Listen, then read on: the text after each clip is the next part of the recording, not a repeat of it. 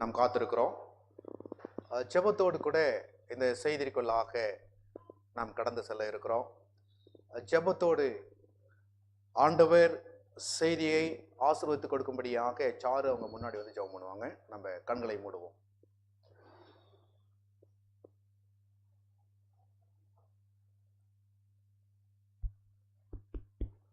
Let's pray. Our loving dear Father in heaven, Lord Father, thank you so much, Father, for giving us this holy Sabbath, Lord, as we all gathered here to praise your name, Lord. Lord, as we are going to hear a message from Pastor, Lord, whatever he is going to speak through him, Lord. And we came with many burdens, Lord. Lord, take away all the burdens which we have today and bless the message also, Lord. Let we learn a good manna from Pastor, and let we bless her from that message, Lord. Bless this day and let we keep the Sabbath day holy, Lord. I ask in the name of Lord and Savior Jesus Christ. Amen.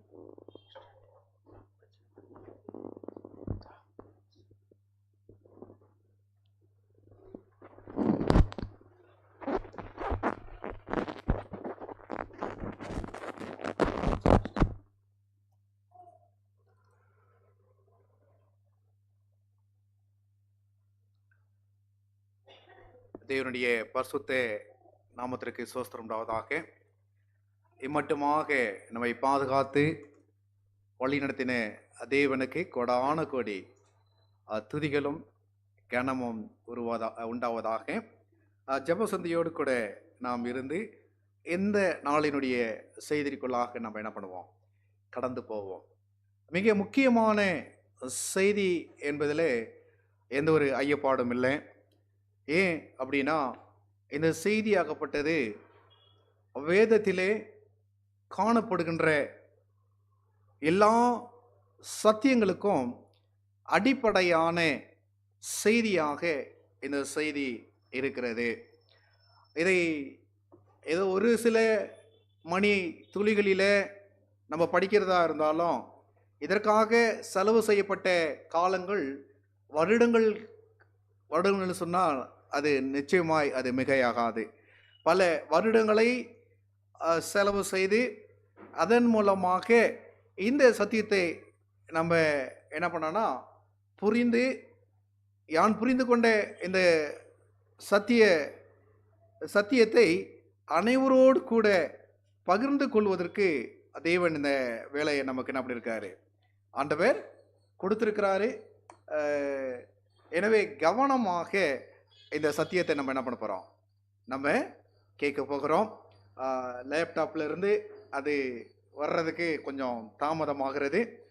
என்ன பண்ணுவோம், நம்ம என்ன படிக்க போகிறோம் அப்படின்னு சொன்னால், ஆசரிப்பு கூடாரத்தினுடைய மைய புள்ளியை அல்லது மைய கருத்தை நம்ம என்ன பண்ண போகிறோம்னா, வேதத்தில் தேடி ஆராய்ந்து நம்ம என்ன பண்ண போகிறோம், படிக்க போகிறோம். இது வேதத்தில் நீங்கள் எடுத்துக்கிட்டீங்க அப்படின்னு சொன்னால் அதிகமாய் காணப்படுகின்ற ஒரு தலைப்பாக இந்த தலைப்பு இருக்கும். ஆசரிப்பு கூடாரம் வேதத்தின் மைய கருத்து என்கின்றது தான் இன்னைக்கு நாம் படிக்க போகின்ற ஒரு தலைப்பு என்பதை நான் உங்களுக்கு மீண்டுமாக சொல்ல பிரயாசப்படுறேன். ஏன்னா அது இன்னும் இங்கே ப்ரொஜெக்டரில் வரல அப்படின்னு நான் நினைக்கிறேன். ஆசரிப்பு கூடாரம், இந்த ஆசரிப்பு கூடாரம் இஸ்ரவேல் மக்களுடைய வாழ்விலே மதிப்பிட முடியாத அளவிற்கு விலை உயர்ந்த ஒரு செயலாக அல்லது ஒரு சிந்தையாக ஒரு எண்ணமாக இந்த ஆசரிப்பு கூடாரம் இருந்தது என்பதை நம்ம என்ன பண்ண போகிறோம், இன்னைக்கு நம்ம படிக்க போகிறோம். நீங்கள் வேதத்தை எல்லா நிலையிலும் நீங்கள் ஆராய்ந்து அறிந்தால், அதை புரிந்து கொண்டால், இதில் சொல்லப்பட்டிருக்கின்ற ஒவ்வொரு கருத்துக்களும் எவ்வளவு முக்கியம் என்பதை என்ன பண்ண முடியும், புரிந்து கொள்ள முடியும். கொஞ்சம் தாமதமாகுது. யாராவது இன்னொருவர் ஜெபம் பண்ணுங்க. இதுக்காக யாராவது இன்னொருத்தவங்க ஏவப்பட்டவங்க இந்த செய்திக்காக நீங்கள் செபிக்கும்படியாக நான் அன்புடன் நான் கேட்டுக்கொள்வேன். இன்னொருவங்க யாராவது ஒருத்தவங்க இந்த செய்திக்காக, இந்த நாளினுடைய செய்திக்காக செபிக்கும்படியாக நான் கேட்டுக்கொள்கிறேன். Is there anyone here who want to pray for the message? Okay, the Holy Spirit உங்கள்கிட்ட பேசினார்னா நீங்கள் என்ன பண்ணலாம்? ஜெபம் பண்ணலாம். அதுக்குள்ளே நான் ரெடி ஆகிட்டேன்னு நினைக்கிறேன்.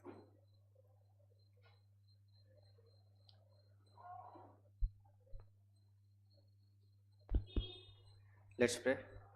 Our most gracious God, Heavenly Father, thank you for wonderful time you given, Lord, and wonderful opportunity you have placed and given us this day to come and worship you in this Sabbath day, Lord God. There are many millions and millions of people in this world, and no one knows the truth, Lord God. But you have given us this truth, and thank you for giving us wonderful truth, so that we need to share this word of God to each and every corners of this world, Lord God. And thank you for giving this opportunity to come and pray and bless each one of us present here, Lord God, and please bless those who are sick and suffering from sickness, and please bless those who are broken hearted right now present here, Lord God.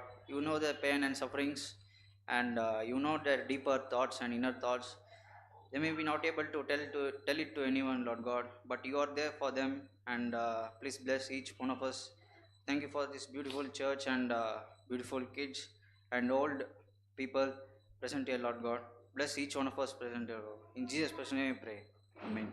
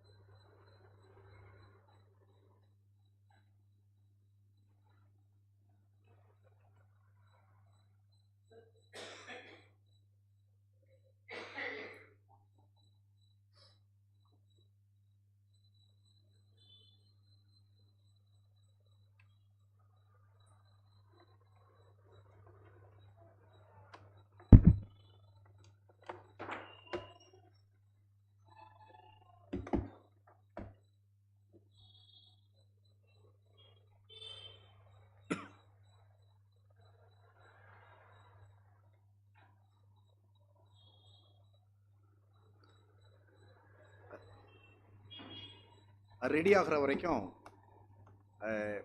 பாடல் புஸ்தகம் number 1ல் தூய தூய அந்த ஒரு அடியை பாடுவோம். நம்ம ஹோலி ஆயிடுச்சு.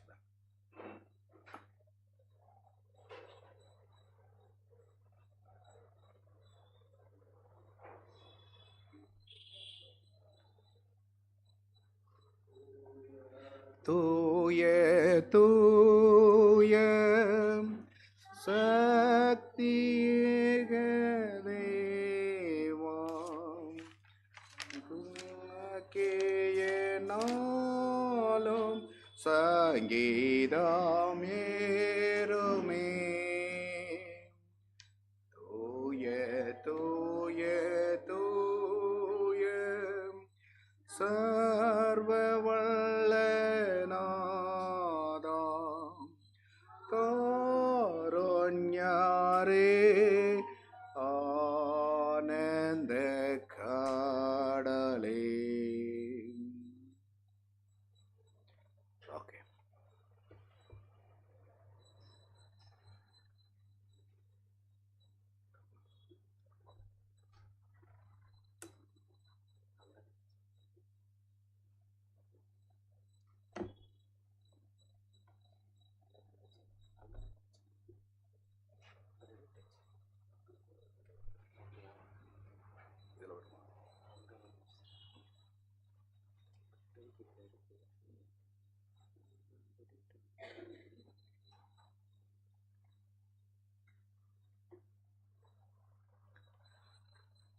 ஆசரிப்பு கூடாரம் வேதத்தின் மைய கருத்து. வேதாகம புஸ்தகம் முழுவதுமாக நாம் தேடினோம் என்று சொன்னால் இந்த வேத புஸ்தகத்திற்கு நிலையான அல்லது மையமான அல்லது மிக முக்கியமான கருத்து ஒன்று இருக்கும் என்று சொன்னால் அது ஆசரிப்பு கூடாரம் என்பதை நம்ம தெளிவாக புரிந்து கொள்ள வேண்டும். The tabernacle is the center idea of the Bible. அப்போ வேதாகமம் முழுவதுமாக டேபர்னாக்கல் அதாவது சாங்சுவரி அதுதான் மிக முக்கியமான அல்லது மைய கருத்தாக வேதத்தில் இருப்பதை நாம் புரிந்து கொள்ள முடியும். சில சமயங்களில் நம்ம வேதத்தை அல்லது சொல்லப்படுகின்ற கருத்துக்களை நம்ம தவறாய் புரிந்து கொள்ளக்கூடாது. ஏன்னா தவறாய் புரிகின்ற பொழுது என்ன பண்ணோம் அப்படின்னா, இது வேதம் தான், இது ஆசரிப்பு கூடாரம் தானே மையம் அப்படிங்கிற பொழுது நம்ம மனம் என்ன சொல்லுவோம் அப்படின்னா, கிரைஸ்ட் தானே சென்டர் அப்படின்னு சொல்ல வரோம். கிரைஸ்ட் தான் சென்டர் இல்லைன்னு இல்லை, ஆசரிப்பு கூடாரம் மையம் என்கின்ற பொழுது அதற்குள்ள யார் சென்டர் அப்படின்றத தான் நம்ம என்ன பண்ண போகிறோம், பின்னாடி நம்ம படித்துக் கொள்வதற்கு அது உபயோகமாக இருக்கும். அது மாத்திரமல்ல, வேதத்தை நீங்கள் ஆராய்ந்தீங்க அப்படின்னா தாவீதை போன்றவர்கள் அல்லது தாவீதைக்கு இணையாக இருக்கிற மற்ற சங்கீதக்காரர்கள் இதை குறித்து சொல்லுகின்ற பொழுது அவர்களும் ஆசரிப்பு கூடாரம் எவ்வளவு மிக முக்கியமானது என்பதை நமக்கு தெளிவுபடுத்தி இருக்கிறாங்க. தேவனுடைய சன்னதிக்கு ஆசரிப்பு கூடாரம் என்று சொன்னால் தேவனுடைய சன்னதி சமமான உணர்ச்சி பொங்குகின்ற ஏக்கத்தை ஆசரிப்பு கூடாரத்திற்கு இவர்கள் வெளிப்படுத்தியிருப்பதை நம்ம பார்க்க முடியும். Even Psalms, not only David, even all other who wrote psalms, they also express the idea of sanctuary in the Bible. அப்போ வேத புஸ்தகத்திலே சங்கீதக்காரனை நம்ம சங்கீதக்காரனா நமக்கு தாவீதை தான் அப்படின்னா நமக்கு ஞாபகம் வரும்.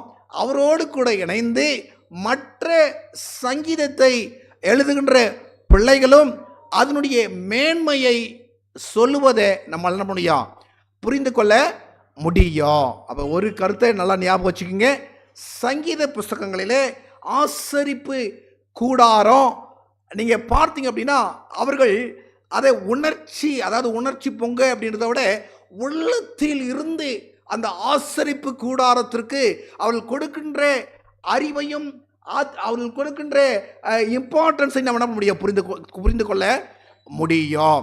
நம்ம எக்ஸாம்பிளுக்கு 42வது சங்கீதத்திற்குள்ளாக நம்ம கடந்து போனோம் அப்படின்னு சொன்னால், for example we will go to Psalms 42.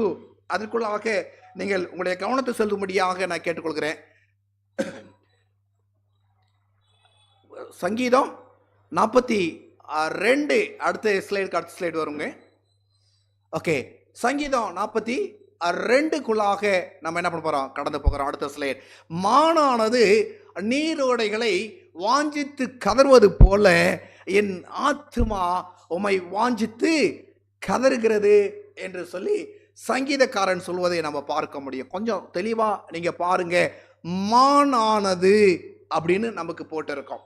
மானானது ஒரு வலிமையானது அல்ல, அல்லது ரொம்ப சக்தி வாய்ந்த ஒரு மிருகம் அல்ல. அது ஒரு சாதாரண ஒரு மிருகம். அது தண்ணீரை குடிக்கின்ற பொழுது கூட பயந்து என்ன பண்ணுமா, ஏதாவது விலங்குகள் தண்ணீருக்குள்ளே இருந்தாவது அல்லது வெளியே இருக்கின்ற நிலத்தில் இருந்தாவது ஏதாவது வந்து அடிச்சிடுமே அப்படின்ற எண்ணத்தோடு கூட பயத்தோடு கூட அந்த தண்ணீரை என்ன பண்ணா குடிக்கும். இங்கே ஆண்டவர் சொல்கிறாரு, உயிர் வாழ தண்ணி எவ்வளோ அவசியம். அதற்கு எதிராக எத்தனை இடர்கள் இருந்தாலும் அந்த மானானது என்ன பண்ணும் அப்படின்னு சொன்னால் வாஞ்சித்து தண்ணீரை அது குடிக்கும். அதை கம்பேர் பண்ணுறாரு. Here David is comparing adheres with God's people. எப்படி அப்படின்னா, தேவனே என் ஆத்துமா உம்மை வாஞ்சித்து என்ன பண்ணது கதறுகிறது என்று ஆண்டவர் சொல்கிறாரு இல்லைங்களா? அப்படின்னா நீங்கள் உங்களை யாரோட கம்பேர் பண்ணணுமா? மானோடு கூட என்ன பண்ணுங்க, உங்களை கம்பேர் பண்ணி பாருங்களேன். அதுக்கு இருக்கிற ஒரு தாகம், அதுக்கு இருக்கிற ஒரு வாஞ்சை, அதனுடைய பசியை தாகத்தை ஆற்றிக்கொள்வதற்கு உயிரை பொருட்படுத்தாதபடிக்கு அது எவ்விதமாய் அந்த நீரோடை அண்டை தெழுகிறதோ அதே போல தேவனுடைய பிள்ளைகள் எத்தனை போராட்டங்கள் இருந்தாலும் there are lot of difficulties in the world, problems in the world, like deer. இந்த மானை போல கர்த்தரை தேடுகின்ற அந்த வாஞ்சை உங்களுக்கு ஸ்பிரிச்சுவலா என்ன பண்றாருன்னா சங்கீதக்காரன் இங்க சொல்வதை நம்ம பார்க்க முடியும். என்ன எதுக்கு ஸ்பிரிச்சுவல் அப்படின்றத நீங்க யோசித்து பாருங்க. 2வது சங்கீதத்தில் சொல்றாரு, என் ஆத்துமா தேவன் மேல், ஜீவனுள்ள தேவன் மேலே தாகமாய் இருக்கிறது. இல்லைங்களா? அதை நீங்க பாருங்க. அதுக்கப்புறம் என்ன சொல்றேன்னா, நான் எப்பொழுது தேவனுடைய சன்னதியில் வந்து நிற்பேன். ஒரு கேள்வி இன்னைக்கு, பெரிய கேள்வி.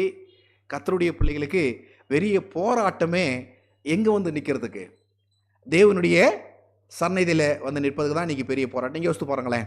இன்னைக்கு சேபத் அப்படி தானே, இன்னைக்கு சனிக்கிழமை தானே, இன்னைக்கு சேபத் தானே, அல்லது இன்னைக்கு ஓய்வு நாள் தானே, இல்லைங்களா?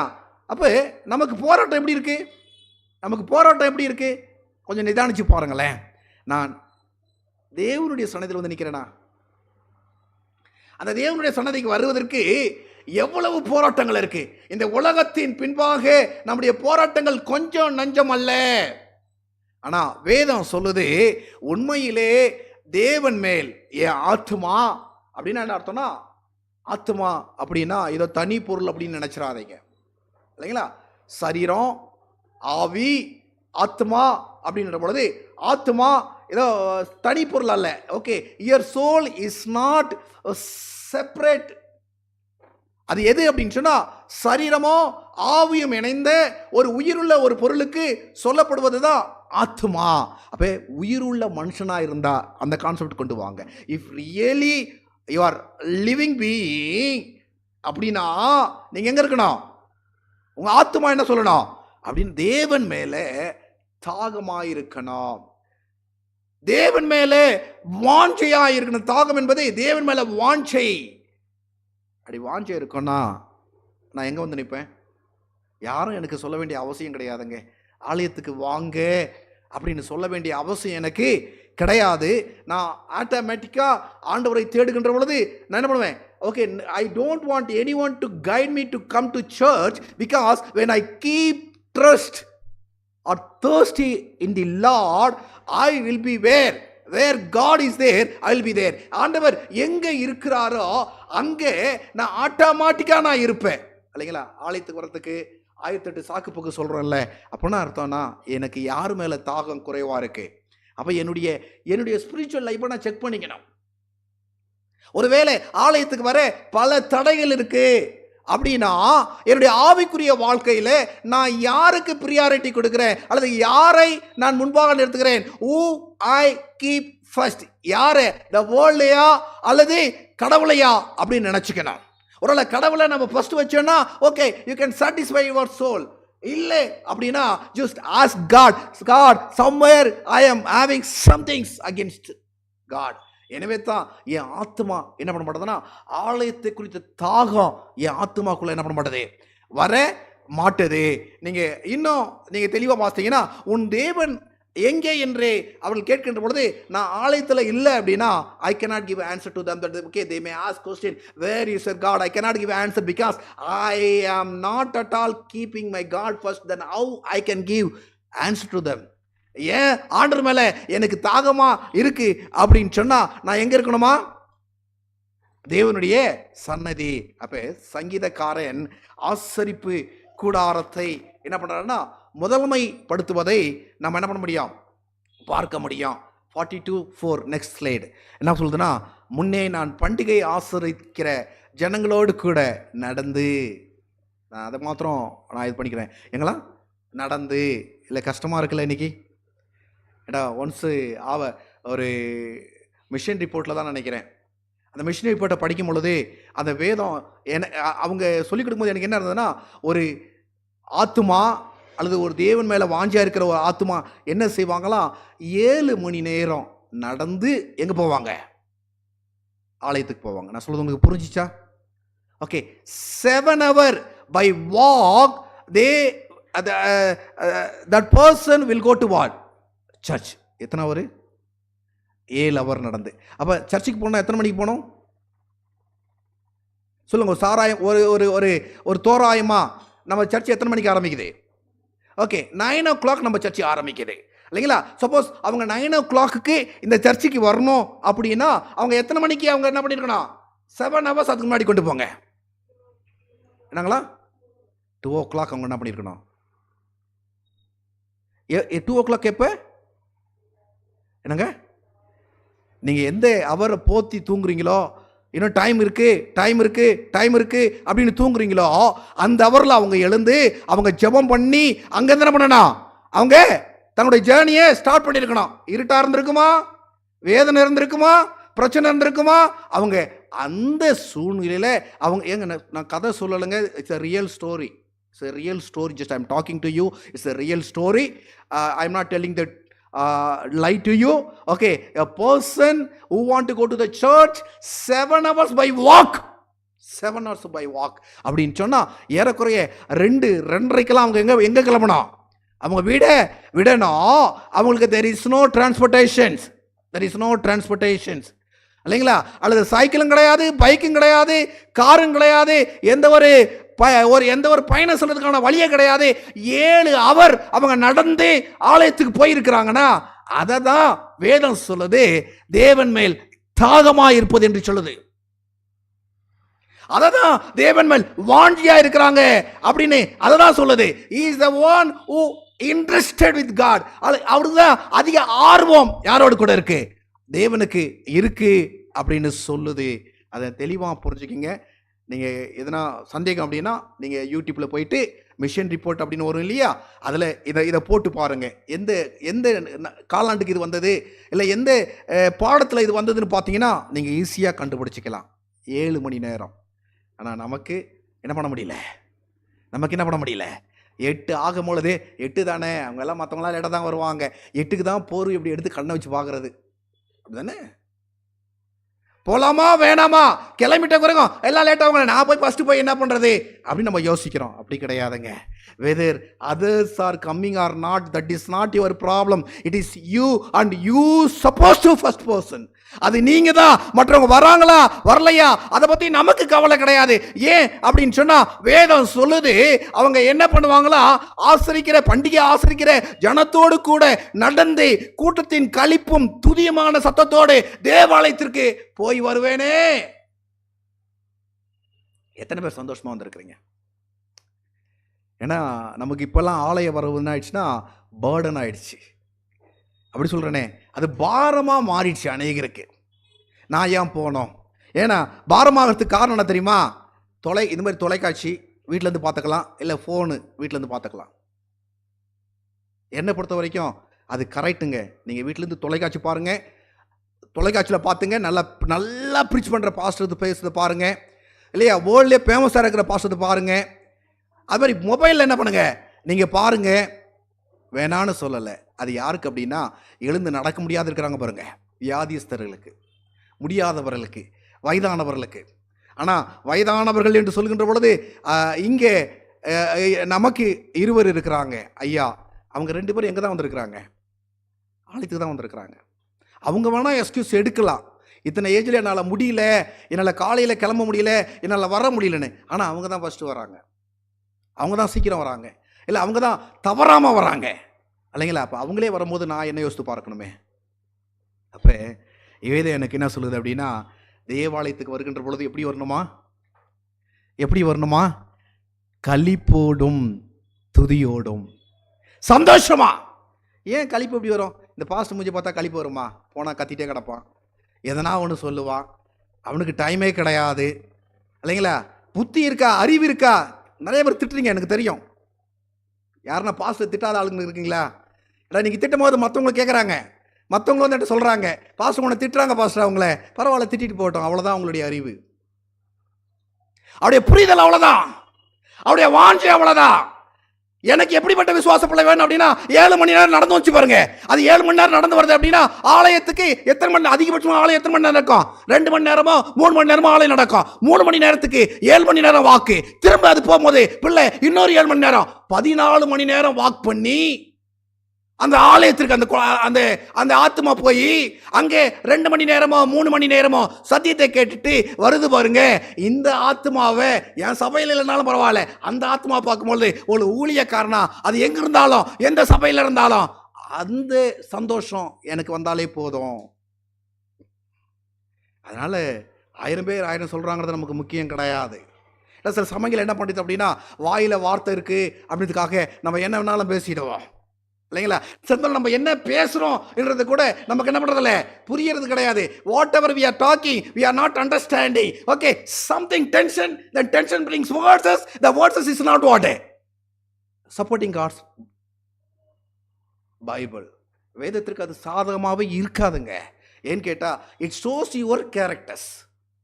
நம்ம பேசுற வார்த்தை என்ன பண்ணுமா, தேவன் பேசுற வார்த்தை அவருக்கு அவருடைய குணத்தை காமிக்கும். நம்ம பேசுற வார்த்தை நம்முடைய குணத்தை காமிக்கும். தேவன் பேசுற வார்த்தை அவருடைய வாஞ்சியை காமிக்கும். நம்ம பேசுற வார்த்தை நம்முடைய என்ன பண்ணா வாஞ்சியை காமிக்கும். அப்ப ஆலயத்துக்கு வரும்போது எப்படி வரணும், எப்படா பாஸ்ட் முடிப்பார் அப்படின்னு வர வேண்டிய அவசியம் இருக்காது.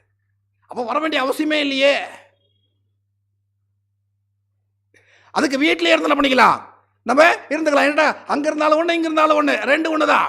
அப்ப எதுக்கு வேதம் சொல்லுது அப்படின்னா, வாஞ்சை ஆண்டவர் செக் பண்றாருங்க. நீங்க எவ்வளவு சத்தியத்தை கத்துக்கிட்டீங்க அப்படின்றது ஆண்டவர் செக் பண்றது கிடையாது. உங்க வாஞ்சை ஆலயத்துக்கு வர்றதுக்கு எவ்வளவு வாஞ்சை உங்கள்கிட்ட இருக்கு.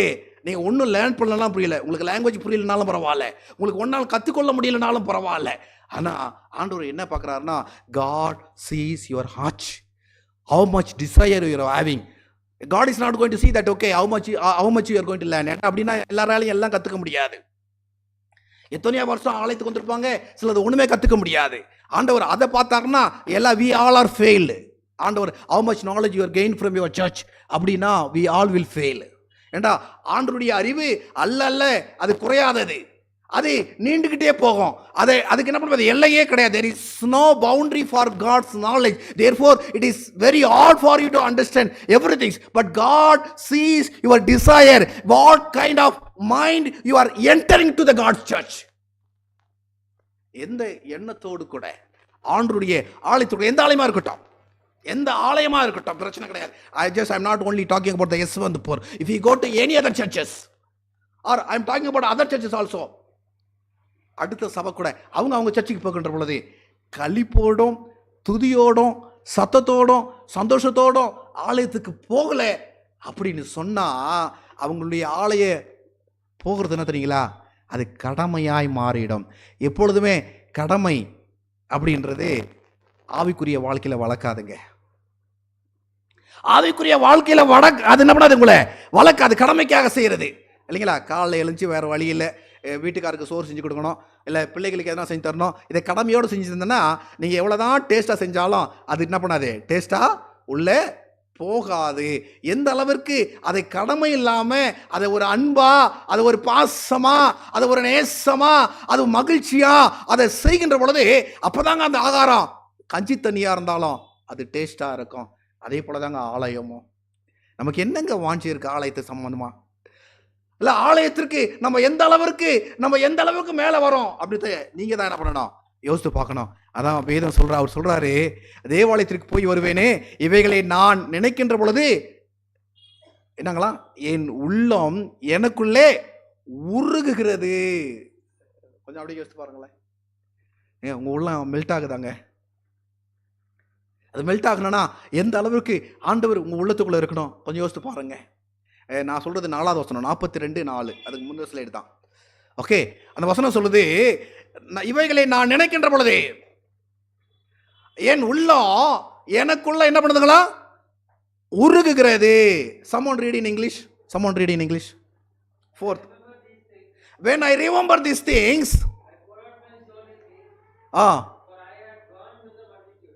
I have gone with the multitude. அதுக்கு முன்னாடி வந்த வார்த்தை என்னங்க சொன்னீங்க, I pour out my soul. அப்ப ஆசரிப்பு கூடாரம் என்ன அப்படின்னா, இங்கே வந்தால் உங்களுக்கு பயனுள்ளதாக இருக்கணும் அப்படின்னா யாருக்கு தெரியுமா பயனாக இருக்கும்? யாருடைய சோல் ஆண்டுடைய சன்னதியில் when you pour out your heart or soul, that's what God needs. அதுதான் ஆண்டவருக்கு தேவை. உன் உள்ளத்தை நீ ஊற்றணும். பாசு ஊத்துறாரோ இல்லையா, பாசு வார்த்தை அது சரியா இருக்கோ இல்லையா, அது இங்கே பிரச்சனை கிடையாது. உன்னுடைய உள்ளம் ஆண்டவருடைய திரு சமூகத்தில் ஊற்றப்படுகிறதா, அதை யாரு தெளிவாக புரிஞ்சிருந்தா தெரியுமா? ஆண்டவர். அதுக்கு என்ன பண்ணணும் தெரியுமா? இதயத்தை என்ன பண்ணணும்? ஏன்னா சில ஆப்ரேஷனுக்குலாம் சொல்லுவாங்க, நீங்கள் கேள்விப்பட்டிருப்பீங்கன்னு நினைக்கிறேன். சில ஆப்ரேஷனுக்கு சொல்லுவாங்க. என்ன சொல்லுவாங்க சில ஆப்ரேஷனுக்கு அப்படின்னா, அவங்கள இந்த ஆப்ரேஷன் வரப்போதுங்க, அவங்களுக்கு இந்த சாப்பாடை கொடுக்காதீங்க, இந்த மணியிலேருந்து அவங்களுக்கு என்ன பண்ணாதீங்க, தண்ணீரை கொடுக்காதீங்க, அவங்களுக்கு என்னென்னலாம் அதெல்லாம் ஆயத்தப்படுத்தி அதுக்கப்புறமா என்ன பண்ணுவாங்க, ஆப்ரேஷனுக்குள்ளே கடந்து போவாங்க. அப்போ ஒரு இதயம் மெல்ட்டாகி ஊற்றப்படணும்னா அது என்ன பண்ணணுமா? அது 7 நாளும் 6 நாள் ஆயத்தப்பட்டு 7வது நாள் ஆலயம் வந்தால் ஒழியே அவங்களுடைய இதயம் என்ன பண்ணாதே, போர் அவுட் ஆகாதுங்க, அது மெல்ட் ஆகாதுங்க. ஓகே, நீங்கள் 6 நாளும் okay, when you prepare your heart 6 days, then when you reach the 7th day on God's temple or God's place, then only your heart will what you can pour your heart or pour your soul. இல்லைன்னா முடியாது. இன்றைக்கி அநேக soul எப்படி இருக்குன்னா கல்லாவே வருது, இன்னும் சத்தியத்தை கேட்டால் இன்னும் கல்லாக தான் மாறுது. அந்த கல் எப்படி மாறுதுன்னா, சத்தியத்தை சொன்னவங்களே அடிக்கிற அளவுக்கு கல் என்ன பண்ணுது, மாறுது. ஏன் அப்படின்னா இதயம் பக்குவப்படலை, இதயம் ஆண்டவருடைய வார்த்தையில் மெல்ட் ஆகலை, உள்ளே சதை இல்லை, சதையான இருதயம் இல்லை, உலகம் சம்பந்தமான பொல்லாத சக்தி ஆட்கொள்றதுனால என் இதயம் கல்லா இதயமாக என்ன பண்ணுது, போகுது.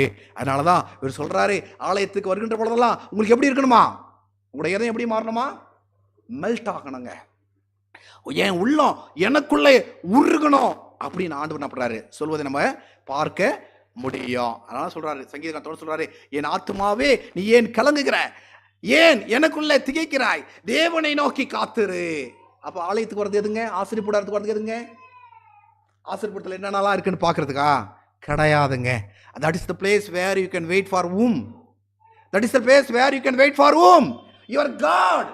உங்க கடவுளுக்காக வெயிட் பண்ற இடம் தான் எது, ஆசரிப்பு கூடாரம். அது இன்னைக்கு சொன்னோம் அப்படின்னா church is a place where you can wait for your God. If you are not wait for your God, your coming to the church is useless. கடவுளுக்காக உன்னுடைய இருதயம் காத்திருக்க முடியலன்னா ஆலயத்துக்கு வர்றது உனக்கு என்னது பயனுள்ளதா இருக்க போறதில்ல.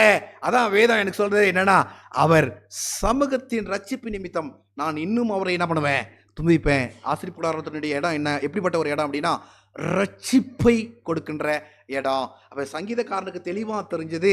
எனவே தான் சங்கீதக்காரன் இதை எழுதுகின்ற பொழுது அவர் எழுதுறாரு என்ன அப்படின்னு சொன்னா, அவருடைய ஆலயத்தில் நான் அவரை என் இதயத்தை ஊற்றுவேன் அப்படின்னு சொல்கிறார். இங்கே நான் போட்டிருக்கிறேன், எனக்கு டைம் இல்லாதனால நான் வேகமாக ஓடுறேன்.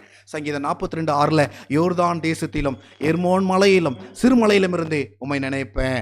ஆனாலும் அவர் சொல்கிறாரு, என் தேவனே என் ஆத்துமா எனக்குள்ளே கலங்குது. ஏன் கலங்குது?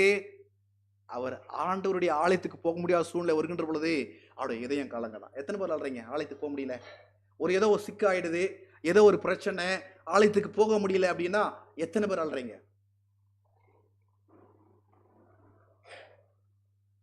Just I need answers. Okay, if something's happening or some health issue or some other situations made me to not go எனக்கு வந்து அது என்ன பண்ணுறா, it's not allow me to go to church அப்படின்னும் பொழுது how many of you are crying that you are not attending the church? சொல்லுங்க. சில சமயங்களில் நம்ம பிள்ளைங்க ஒரு எக்ஸாம் எழுத முடிய லேட் ஆகிடுச்சு அப்படின்னா என்ன பண்ணுவாங்க, ஒரு நீட் எக்ஸாம் வச்சுங்களேன், நம்ம பிள்ளைங்க போகிறாங்க, அந்த நீட் எக்ஸாமில் அந்த 5 minutes லேட் ஆனாலும் தேவல் நாட் அலப்பட மாட்டாங்க அப்படின்ற ஒரு சூழ்நிலை வருது. அந்த பிள்ளை கிட்ட போயிடுச்சு, டோரை மூடிட்டாங்கன்னா பிள்ளை என்ன பண்ணும், நீட் எக்ஸாம் எழுத போகிற பிள்ளை அதற்காக ஆயத்தப்பட்டு 1 வருஷமாவோ 2 வருஷமாவோ ஆயத்தப்பட்டு அது கிட்ட போகின்ற பொழுது ஏதோ ஒரு சூழ்நிலை டைம் என்ன ஆயிடுச்சு, லேட் ஆகிடுச்சு, ஆல்மோஸ்ட் என்டர், அந்த கேட் ஆண்டு வரும்பொழுது கேட் க்ளோஸ்ட். என்ன ஆகும்? கதறி எழுதுறதை பார்த்துருக்குறீங்களா? எடுத்து பாருங்க, யூடியூப்பில் எடுத்து பாருங்க. லேட்டாக போனேன். இந்த நீட் எக்ஸாம் லேட்டாக என்ன போனீங்க, அங்கே அனுமதிக்கலை அப்படின்னும் பொழுது அந்த பிள்ளையினுடைய நிலையை யோசித்து பாருங்க இல்லைங்களா. அப்போ ஆலயத்துக்கு போக முடியலையே அப்படின்னு யாருன்னா அழுதுருக்கிறோமா, யாருன்னா வேதனைப்பட்டு இருக்கிறோமா? எனக்கு முடியும். God has given the time for me to go over to the temple. But நான் என்ன பண்றேன், I am not bothering about that. நான் ஆலயத்துக்கு போலப்பா அப்படின்னு வேற நிலையை தான் யோசிக்கிறேன் ஒழிய எனக்கு வருத்தத்தையும் கண்ணீரையும் என்ன பண்ணல, கொடுக்கல. ஆனா இங்க சொல்றாரு, எங்க இருந்தாலும் ஆண்டவரே, நான் யோர்தான் தேசத்தில் எர்மோன் மலையிலோ இருந்தாலும் சிறு மலைகளில் இருந்தாலும் என்னுடைய மைண்ட் எங்க போகும்? My mind always, my soul always melt, my mind always it goes towards where? Your temple. என்ன நினைக்கிறோமா? நான் தான் சொன்னேன் இல்லைங்களா, மொபைல் உங்களுக்கு டெம்பிளினுடைய அந்த சிச்சுவேஷனை ஏற்படுத்தாது. நீங்கள் முன்னாடி உட்காந்துக்கிறீங்களே டிவி, அது இந்த சிச்சுவேஷனை ஏற்படுத்தாது.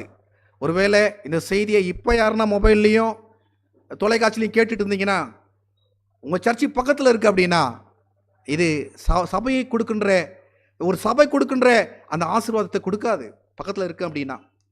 அப்போ நம்ம என்ன செய்யணும்? பக்கத்தில் சர்ச்சுக்கு தான் போகணும். இந்த செய்தி எப்போ வேணாலும் கேட்டுக்கலாம், மொபைல்லையும் அல்லது தொலைக்காட்சிலையும் எப்போ வேணாலும் கேட்டுக்கலாம், யூடியூப்லேயும். ஆனால் நம்ம இருக்க வேண்டிய இடம் இது ஆலயம் அப்படின்றத இணையத்தில் பார்க்குறவங்க கூட மறந்துடக்கூடாது. நீங்கள் எந்த ஆலயத்துக்கு வேணா ஆலயத்தில் தான் இருக்கணும். ஏன்டா அது பரிசுத்த நாள், அது தேவனை சந்திக்க போகின்ற இடம் அப்படின்னு என்ன பண்ணணும், தெளிவாக புரிந்து கொள்ளணும். அடுத்தது சங்கீதம் 42 நாம் பார்க்கின்ற பொழுது 11 சொல்லுது.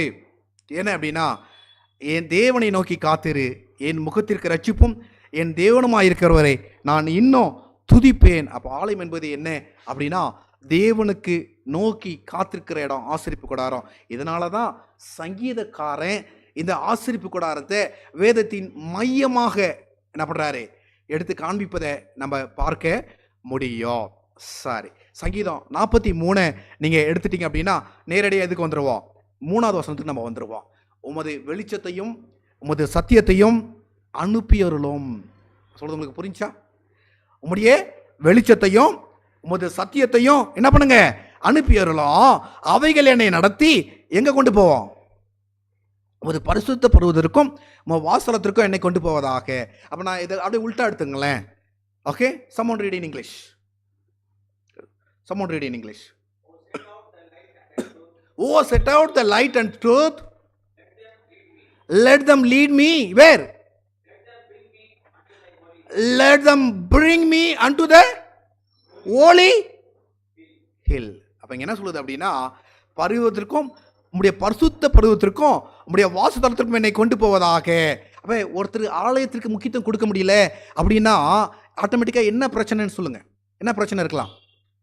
If they are not giving importance to the temple, they are sitting at the home when the Sabbath starts and when Sabbath ends, or 24 hours. They are not able to come to the church. Then what is the problem?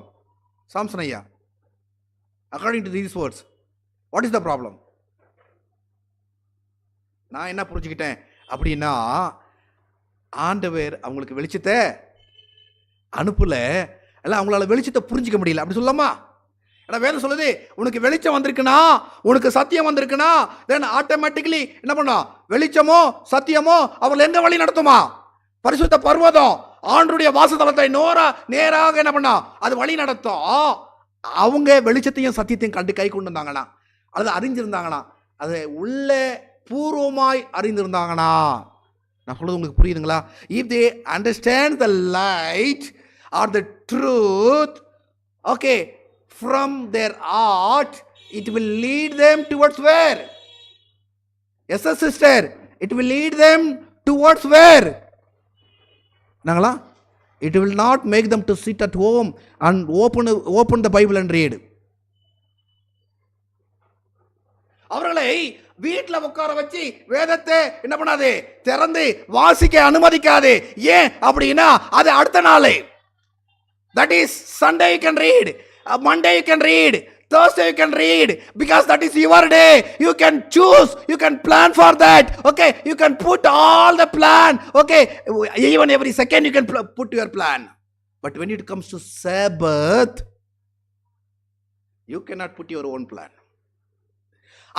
அது ஓய்வு நாள் என்கின்ற பொழுது நீ என்ன பண்ண முடியாது, நான் உட்காந்து வேதம் வாசிக்கிறேன், வேதத்தை தியானிக்கிறேன், வேதத்தை என்ன பண்றேன், தனியா போய் உட்காந்துக்கிறேன் அப்படின்னு சொல்றது உனக்கு வேணா அழகா இருக்கலாம். It may okay look good for you, but it may look nice for you, it may be comfort to you, but according to the Bible it is wrong when you read Bible on Sabbath when you are not going to the church.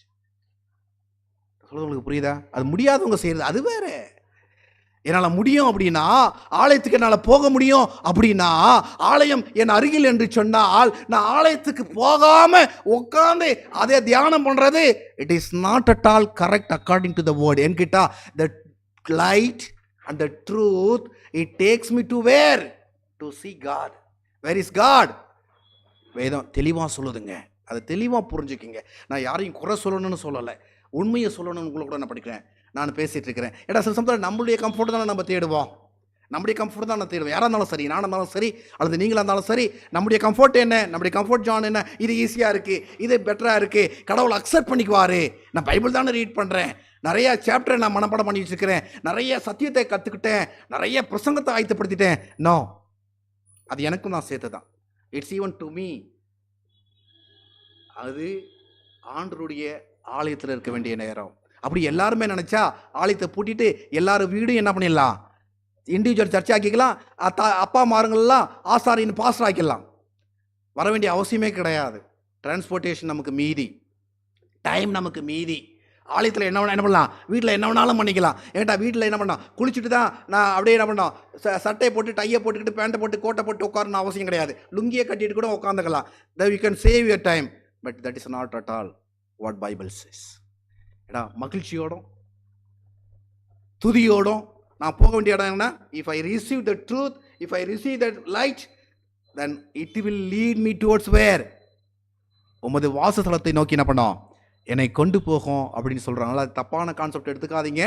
நான் தப்பான concept யாருக்கும் சொல்ல நான் விரும்பலை, நான் ரைட்டாக சொல்கிறேன். It's for me two, இது எனக்கும் தான். அப்போ தெளிவாக புரிஞ்சுக்கிங்க. பக்கத்தில் இருக்கிற ஆலயத்துக்கு போங்க, எனிவேர். உங்களால் வர முடியலையா, இவ்வளோ தூரம் ட்ராவல் பண்ண முடியலையா, பக்கத்தில் ஒரு சர்ச் இருக்கா, அந்த டைமில் சபை டைமில் சபைக்கு தான் போனோம். அந்த அங்கே பாஸ் பேசுறது உனக்கு புரியலையா, அதை பற்றி கவலைப்படாதே. You are not going there to learn some things, you are going there to see your God.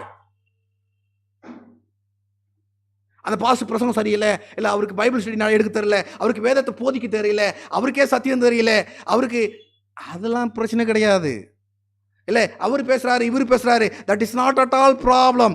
Okay, you are going to the temple. ஏன் அப்படின்னா ஆதி காலத்தில் ஆசாரிப்பு கூடாரத்தில் அவங்க பிரசங்கம் பண்ணலை, தே open the Bible, they reading, அவ்வளோதான், ஒன்லி ரீடிங். அவங்க அவங்களுடைய ஆர்ட் மெல்ட் ஆச்சுங்க, அவங்களுடைய சோல் மெல்ட் ஆச்சுங்க, அவங்க கதறி அழுதாங்க தங்களுடைய பாவத்தோட வந்து. ரீடிங் த பைபிளை அவங்க லிசன் பண்ணனால. Okay, in Old Testament time they will read the Bible, that's all. They will read Old Testament, they read the laws. Okay, when they listen, they are reading the Bible, their heart melt, their soul melt. They cried, they confessed their sin. ஏன் அப்படின்னா அவங்களுக்கு இருந்த art அப்படிங்க, அவங்களுக்கு இருந்த வாஞ்சு அப்படிங்க. ஆனால் இந்த காலத்தில் அப்படி என்ன பண்ண முடியல, அப்படி பார்க்க முடியல. ஐயோ நான் ஆலயத்துக்கு வர முடியலையேன்னு அழுது கதறுகிற பிள்ளைகளை அதிகமாக பார்க்க முடியலைங்க இந்த காலத்தில். ஒரு போதகனா சொல்லிட்டு இருக்கிறேன், அந்த வேதனை, அந்த அந்த கஷ்டம் நான் அடிக்கடி கம்பேர் பண்ணுவேன், அடிக்கடி சொல்வேன். என் சபையில், எங்களுடைய ஊர் சபையில் ஒரு எல்டர் இருந்தார். அவர் என்ன பண்ணார்னா, ஆலயத்துக்கு நடந்து போகும்போது கீழே விழுந்துட்டார், அவரால் எழுந்து போக முடியல, நடந்து போக முடியல. வயசு ஏன்டா 85+ ஆயிடுச்சு.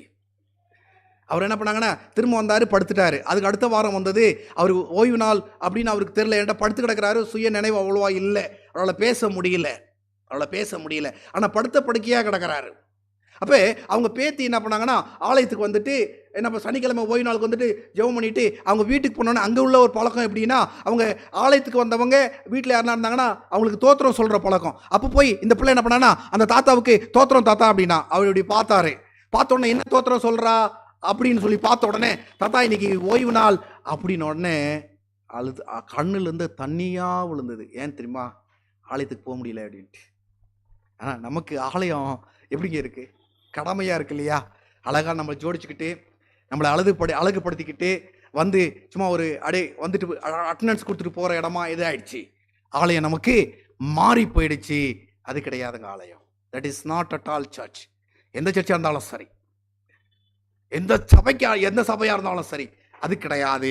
உன் உள்ளத்தை ஆண்டவருக்கு ஊற்றுவது தான் என்று நம்ம தெளிவாக புரிந்து கொள்ள முடியும். இன்னொன்று சாம்ஸ் 43:4 அதை நான் வாசிக்க நான் பிரயாசப்படுறேன்.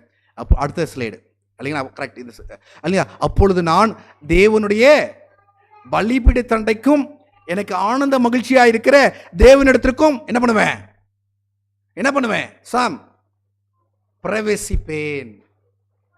தேவனே, என் தேவனே, உன்னை சொர்ற மண்டங்களால துதிப்பேன். தெளிவாக ஒன்று புரிஞ்சுக்குங்க. எங்கங்களா? தேவனுடைய பலிபீட தண்டை. சந்தோஷம் இருக்கா? நம்ம எங்க இருக்கிறோம்? எது பலிபீடம்? நம்ம எங்க இருக்கிறோம்? கொஞ்சம் நல்லா யோசித்து பாருங்களேன். இந்த பலிபீடம் போது வேற நிறைய போகலாம், தியாலஜிக்கலாக போனால் நிறைய போகலாம். ஏன்னா பலிபீடம் எதை குறிக்கும் அப்படின்னா சிலுவையை. பலிபீடம் எதை குறிக்குன்னா தியாகத்தை. பலிபீடம் எதை குறிக்குன்னா பலியை. பலிபீடம் எதை குறிக்குன்னா உயிர் தியாகம் பண்ணுவதை என்ன பண்ணோம்? பலிபீடம் குறிக்கும். அப்ப இங்கே சொல்றாரு, அப்பொழுது நான் தேவனுடைய பலிபீட தண்டைக்கோ. அங்க போனா என்னங்க இருக்கும்? இப்படியே பழைய ஏற்பாட்டில் சொல்ற மாதிரி எடுத்துங்களேன். தாவீது ஆசிரியப்படம் போறாரு, அங்க பலிபீட தண்டை போறாரு. பலிபீட தண்டை இருக்கும். பலிபீடத்துல அங்க என்ன பண்ணுவாங்கன்னா வெப்பமா சூடு இருக்கும், அக்கினி இருக்கும். அது சூடாக்கும். இல்லை அதுல எரிகிற இறைச்சி மாமிசம் என்ன பண்ணனா சரீரம் என்ன ஆகும்? வேற விதமான வாசனை என்ன பண்ணா கொடுக்கும். ஆனா அவருக்கு தெரியும் அது என்ன வாசனை கொடுக்குன்னு எனக்கு முக்கியம் கிடையாது. What kind of smell it comes from there I don't want. I know that my God is there. I will go near to the altar. நான் பலிபீட தண்டையில நான் போறேன். ஏன் அப்படின்னா அதுதான் எனக்கு ஆனந்த மகிழ்ச்சி. எனக்கு என்னவங்களா? சொப்னா, ஸ்வேதா, பேர் மாத்து குழம்புது, 2 பேர் இருக்கிறீங்க. Okay. In which art you are entering to the God's temple? Because you know Tamil இல்லையா? எப்படிங்களா? எந்த ஒரு உள்ளத்தோடு கூட ஆலயத்துக்கு வந்திருக்கிறீங்க? மகிழ்ச்சியா இல்லையா? மகிழ்ச்சி இருக்கா? ஆனந்த மகிழ்ச்சி வேற. நல்லா யோசிச்சு பாருங்களேன். அப்படின்னா இரட்டத்தனையானது, double portion of joy. When you enter, when you go to the chancery or when you go to the church, when you enter God's temple, you are all supposed to get what? The double joy. அப்படிதானே? நான் எங்க போறேன்? நான் யாரை பார்க்க போறேன்? நான் எதுக்கு போறேன்? Just where I'm going. I'm going to see whom. அந்த சந்தோஷத்தோடு கூட எங்க வரணுமா? ஆண்டுடைய ஆலயத்துக்குள்ள என்ன பண்ணணுமா? வரணும். அது மாத்திரம் சொல்றாரு. என்ன அப்படின்னா, என் ஆத்மாவை நீ கலங்காத, சுர மண்டலத்தோடு. எனக்கு சமத்தில் என்னன்னா, இந்த ஆலயம் தொடங்கிட்ட பொழுது நான் பாட்டு பாடிட்டு இருப்பேன். எனக்கு பாட்டும் வராது, எதுவும் வராது. ஆனால் நிறைய பாட்டு பாடுறவங்களாம் எப்போ வருவீங்க அப்படின்னா, பாட்டெல்லாம் முடிச்சுட்டு பிறகு வருவீங்க. அவமானங்க. உங்களுக்கு ஆண்டவர் எதுக்கு பாட்டு தாளந்த கொடுத்துட்டார் தெரியுமா? எதுக்கு ஆண்டவர் உங்களுக்கு மியூசிக் தாளந்த கொடுத்துட்டார் தெரியுமா? பெருமையை காமிக்க, ஸ்பெஷல் சாங் போட்டு பெருமையை காமிக்கிறது கிடையாது. இசையை போட்டு ஆல்பத்தை வெளியிடுறது கிடையாதுங்க. ஆண்டவர் எனக்கு கொடுக்காத பாட்டு தளந்த உங்களுக்கு கொடுத்திருக்கிறாரு, எனக்கு கொடுக்காத மியூசிக் தளந்த ஆண்டவர் உங்களுக்கு கொடுத்துக்கிறாரு. அப்படின்னா அந்த ஆலயத்துல வந்து வாசிப்பதற்காக, அந்த ஆலயத்துல வந்து பாடுவதற்காக. மற்றவங்களோட உங்களுக்கு நல்ல தாளம் இருக்குல்ல, மற்றவங்களோட நல்ல கிஃப்ட் இருக்கு, ஸ்பிரிச்சுவல் கிஃப்ட் இருக்குல்ல, அதை நீங்க ஒருவேளை ஆண்டவருடைய கிஃப்ட் அப்படின்னு யோசிச்சீங்கன்னா நீங்க என்ன பண்ணிருப்பீங்க அப்படின்னா, எல்லாரும் 9 மணிக்கு வந்தா நீங்க 8 மணிக்கு வந்துருவீங்க. ஆனா காத்துட்டு இருக்க வேண்டியதா இருக்கு. யாரும் இல்லாதனால கழுத பாடுதுங்க. நல்லா பாடுறவங்க வராததுனால, சீக்கிரமா வராததுனால, அதை பொறுப்பெடுக்காததுனால, அதை அலட்சியப்படுத்துறதுனால, இல்ல எங்க வீடு தூரம் அப்படின்றதுனால, இல்ல எனக்கு டைமுக்கு வர முடியாது அப்படின்றதுனால ஆண்டவர் என்ன பண்றாருன்னா கழுதையை கத்த வைக்கிறாரு. ஆனா இங்கே ஆண்டவர் எது சொல்லுது? ஆண்டவரே, ஆனந்த மகிழ்ச்சியோடு, இரட்டத்தனையான ஆனந்த மகிழ்ச்சியோடு நான் ஆலயத்துக்கு வருவேன். உங்களுக்கு பாட தாளம் இருக்கா? நீங்கள் தான் ஃபஸ்ட்டு இருக்கணும். ஏட்டா ஃபஸ்ட்டு என்ன ஸ்டார்ட் ஆகும்? சர்ச்சில் ஆலயத்தில் ஃபஸ்ட்டு என்ன ஸ்டார்ட் ஆகும்? சாங் சர்வீஸ் ஸ்டார்ட் ஆகும் இல்லைங்களா? அதுக்கப்புறம் நிறைய தாளந்துகள், செகண்ட் போன்ற ஆளுகளுக்கெல்லாம் ஆண்டவர் தாளந்து கொடுத்துருக்காரு. சின்ன வயசில் எனக்கெல்லாம் இன்னும் மைக்கை ஆன் பண்ணி ஆஃப் பண்ணுறதுக்கு யோசனை. ஆனால் அவங்களுக்கெல்லாம் ஆப்ரேட் பண்ணுற அளவுக்கு தாளந்து கொடுத்துருக்காரு. அப்போ எத்தனை மணிக்கு வரணும்? செக்கினா எத்தனை மணிக்கு வரணும்? 8 மணிக்கு வரணுங்க. அதுதான் தாகம். நான் 8 மணிக்கு போய் அதெல்லாம் எடுத்துட்டு அதெல்லாம் ஆயத்தப்படுத்தி கர்த்தருடைய இடத்துல கர்த்தருடைய பிள்ளைங்க ஆனந்தத்தோட வந்து என்ன பண்ணணும்? சந்திக்கணும். அவங்க வொர்ஷிப் பண்ணணும். எனக்கு ஆண்டவர் இந்த ஞானத்தை கொடுத்துருக்கிறாரு. இது என் அப்பனுக்கு கொடுக்கல, எனக்கு கொடுத்துருக்கிறாரு. இந்த ஞானத்தை நான் பயன்படுத்துவேன், சரியான விதத்தில் பயன்படுத்தும் அப்படின்னா ஆண்டவர் என்ன பண்ண தருவீங்களா? கொஞ்சத்தில் உண்மையா இருந்தால் என்ன பண்ணுவாரு? செக்கினாமா கொஞ்சத்தில் உண்மையா இருந்தா என்ன அதிகத்துக்கு மேல பண்ணுவாரு? அதிக ஞானத்தை கட்டளையிடுவாருங்க. நான் எக்ஸாம்பிள் சொல்லிட்டு இருக்கிறேன். ஆண்டவர் ஒவ்வொரு தாளந்தை கொடுக்கின்ற பொழுது எல்லாமே தாமதமாக வந்தா ஆலயம் என்னங்க ஆகும்?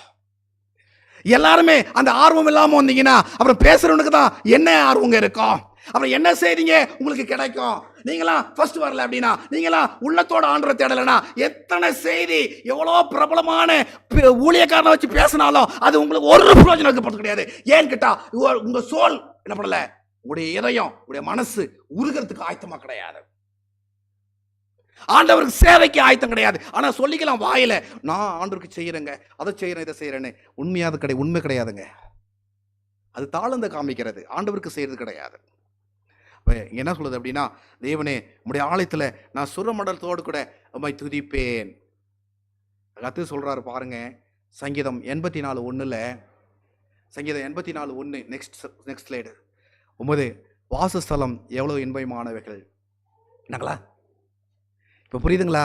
ஏன் தெரியல ஆண்டவரே, நான் இதை ப்ரிப்பேர் பண்ணும் பொழுது ஏன் என்னால் சீக்கிரமாக போட முடியல, ஏன் என்னை சரியான டைமில் ஆரம்பிக்க முடியல? ஏட்டா இதை யாருன்னா இணையத்தில் பார்த்துக்கிறவங்க, சரி இங்கே ஏதோ பிரச்சனை போலன்னு சொல்லிட்டு போயிடுவாங்களே, அவங்க வேறு இடத்துக்கு போயிடுவாங்களே, இல்லை இதை பார்க்க மாட்டாங்களே, இதை அதுக்கப்புறம் பார்ப்பாங்களா?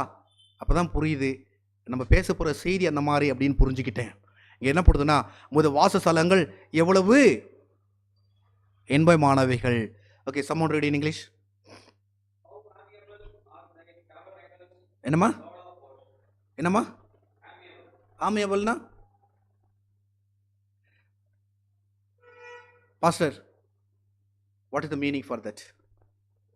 என்னங்களா? இன்பம் சொல்ல முடியாதுங்க. ஸ்வீட் சொல்லமா? ஸ்வீட்டுங்க. எவ்வளவு இன்பம் தெரியுமா? அது கொஞ்ச இன்பம் கிடையாது எனக்கு. அது பெரிய ஆண்டவருடைய ஆலயத்தில் வந்து காத்திருப்பது ஒரு பெரிய இன்பம். அதுதான் இந்த சங்கீதக்காரன் சொல்றாரு. அதுதான் 84வது சங்கீதத்துல உமது வாசஸ்தலங்களில் எவ்வளவு இன்பமானவைகள். எப்படி எந்த ஆற்றோட வந்திருக்கிறீங்க இல்லையா? தேவனுடைய பிள்ளைகள் இதை எப்போ இதெல்லாம் அனுபவிக்க முடியுங்க இல்லைங்களா? சிசம் சொல்லுவாங்க, கொரோனா டைமில் பாஸ்டர் நிறைய பேர் சொல்லியிருக்கிறாங்க, சொல்லியிருக்கீங்க பாஸ்டர் டேஸ்ட்டே தெரியல, சாப்பாடு டேஸ்ட். நிறைய பேர் சொல்லியிருக்கிறீங்களா?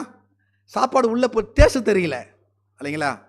கொரோனா டைமில் கொரோனா வந்துடுச்சுன்னா அவங்களுக்கு சாப்பாடு டேஸ்ட் தெரியாது. இனிப்பை சாப்பிட்டாலும் டேஸ்ட் தெரியாது, கசப்பாடு சாப்பிட்டாலும் என்ன பண்ணாது, வாயில் ஒன்றுமே இல்லைன்னா நம்ம சாப்பிட்டு என்ன பிரயோஜனம்? எப்படி இருக்குங்க? ஒரு மாதிரி இருக்கும் இல்லையா? நீங்கள் அதே மாதிரி தாங்க ஆவிக்குரிய ரீதியில் டேஸ்ட்டே இல்லாமல் வந்து உட்காந்துருக்குறீங்க. ஆவிக்குரிய ரீதியில் டேஸ்ட் கிடையாது. there is no taste in what? in spiritual life, attending the church. தெரியல, கொரோனா வந்துட்டு எனக்கு ஏதோ ஒரு வியாதி வந்துடுச்சு, ஏதோ ஒரு பிரச்சனை எனக்குள்ள வந்துடுச்சு, அதனால ஆண்டவருடைய ஆலயத்துக்கு போறது எனக்கு டேஸ்டே இல்லை, எனக்கு இன்பமாகவே இல்லை. அது துன்பமா இருக்கு, அது வேதனையா இருக்கு, அது கண்ணீரா இருக்கு. அதை குறித்து என்னால யோசித்து கூட பார்க்க முடியல. நான் இப்படி சீர்கட்டு இருக்கிறேன்னு என்னை நிதானித்து பார்க்க கூட எனக்கு முடியல. என்னை நிதானிச்சு பார்க்க கூட எனக்கு முடியலங்க. அவ்வளோ கேவலமா என் வாழ்க்கை போயிட்டு இருக்கு.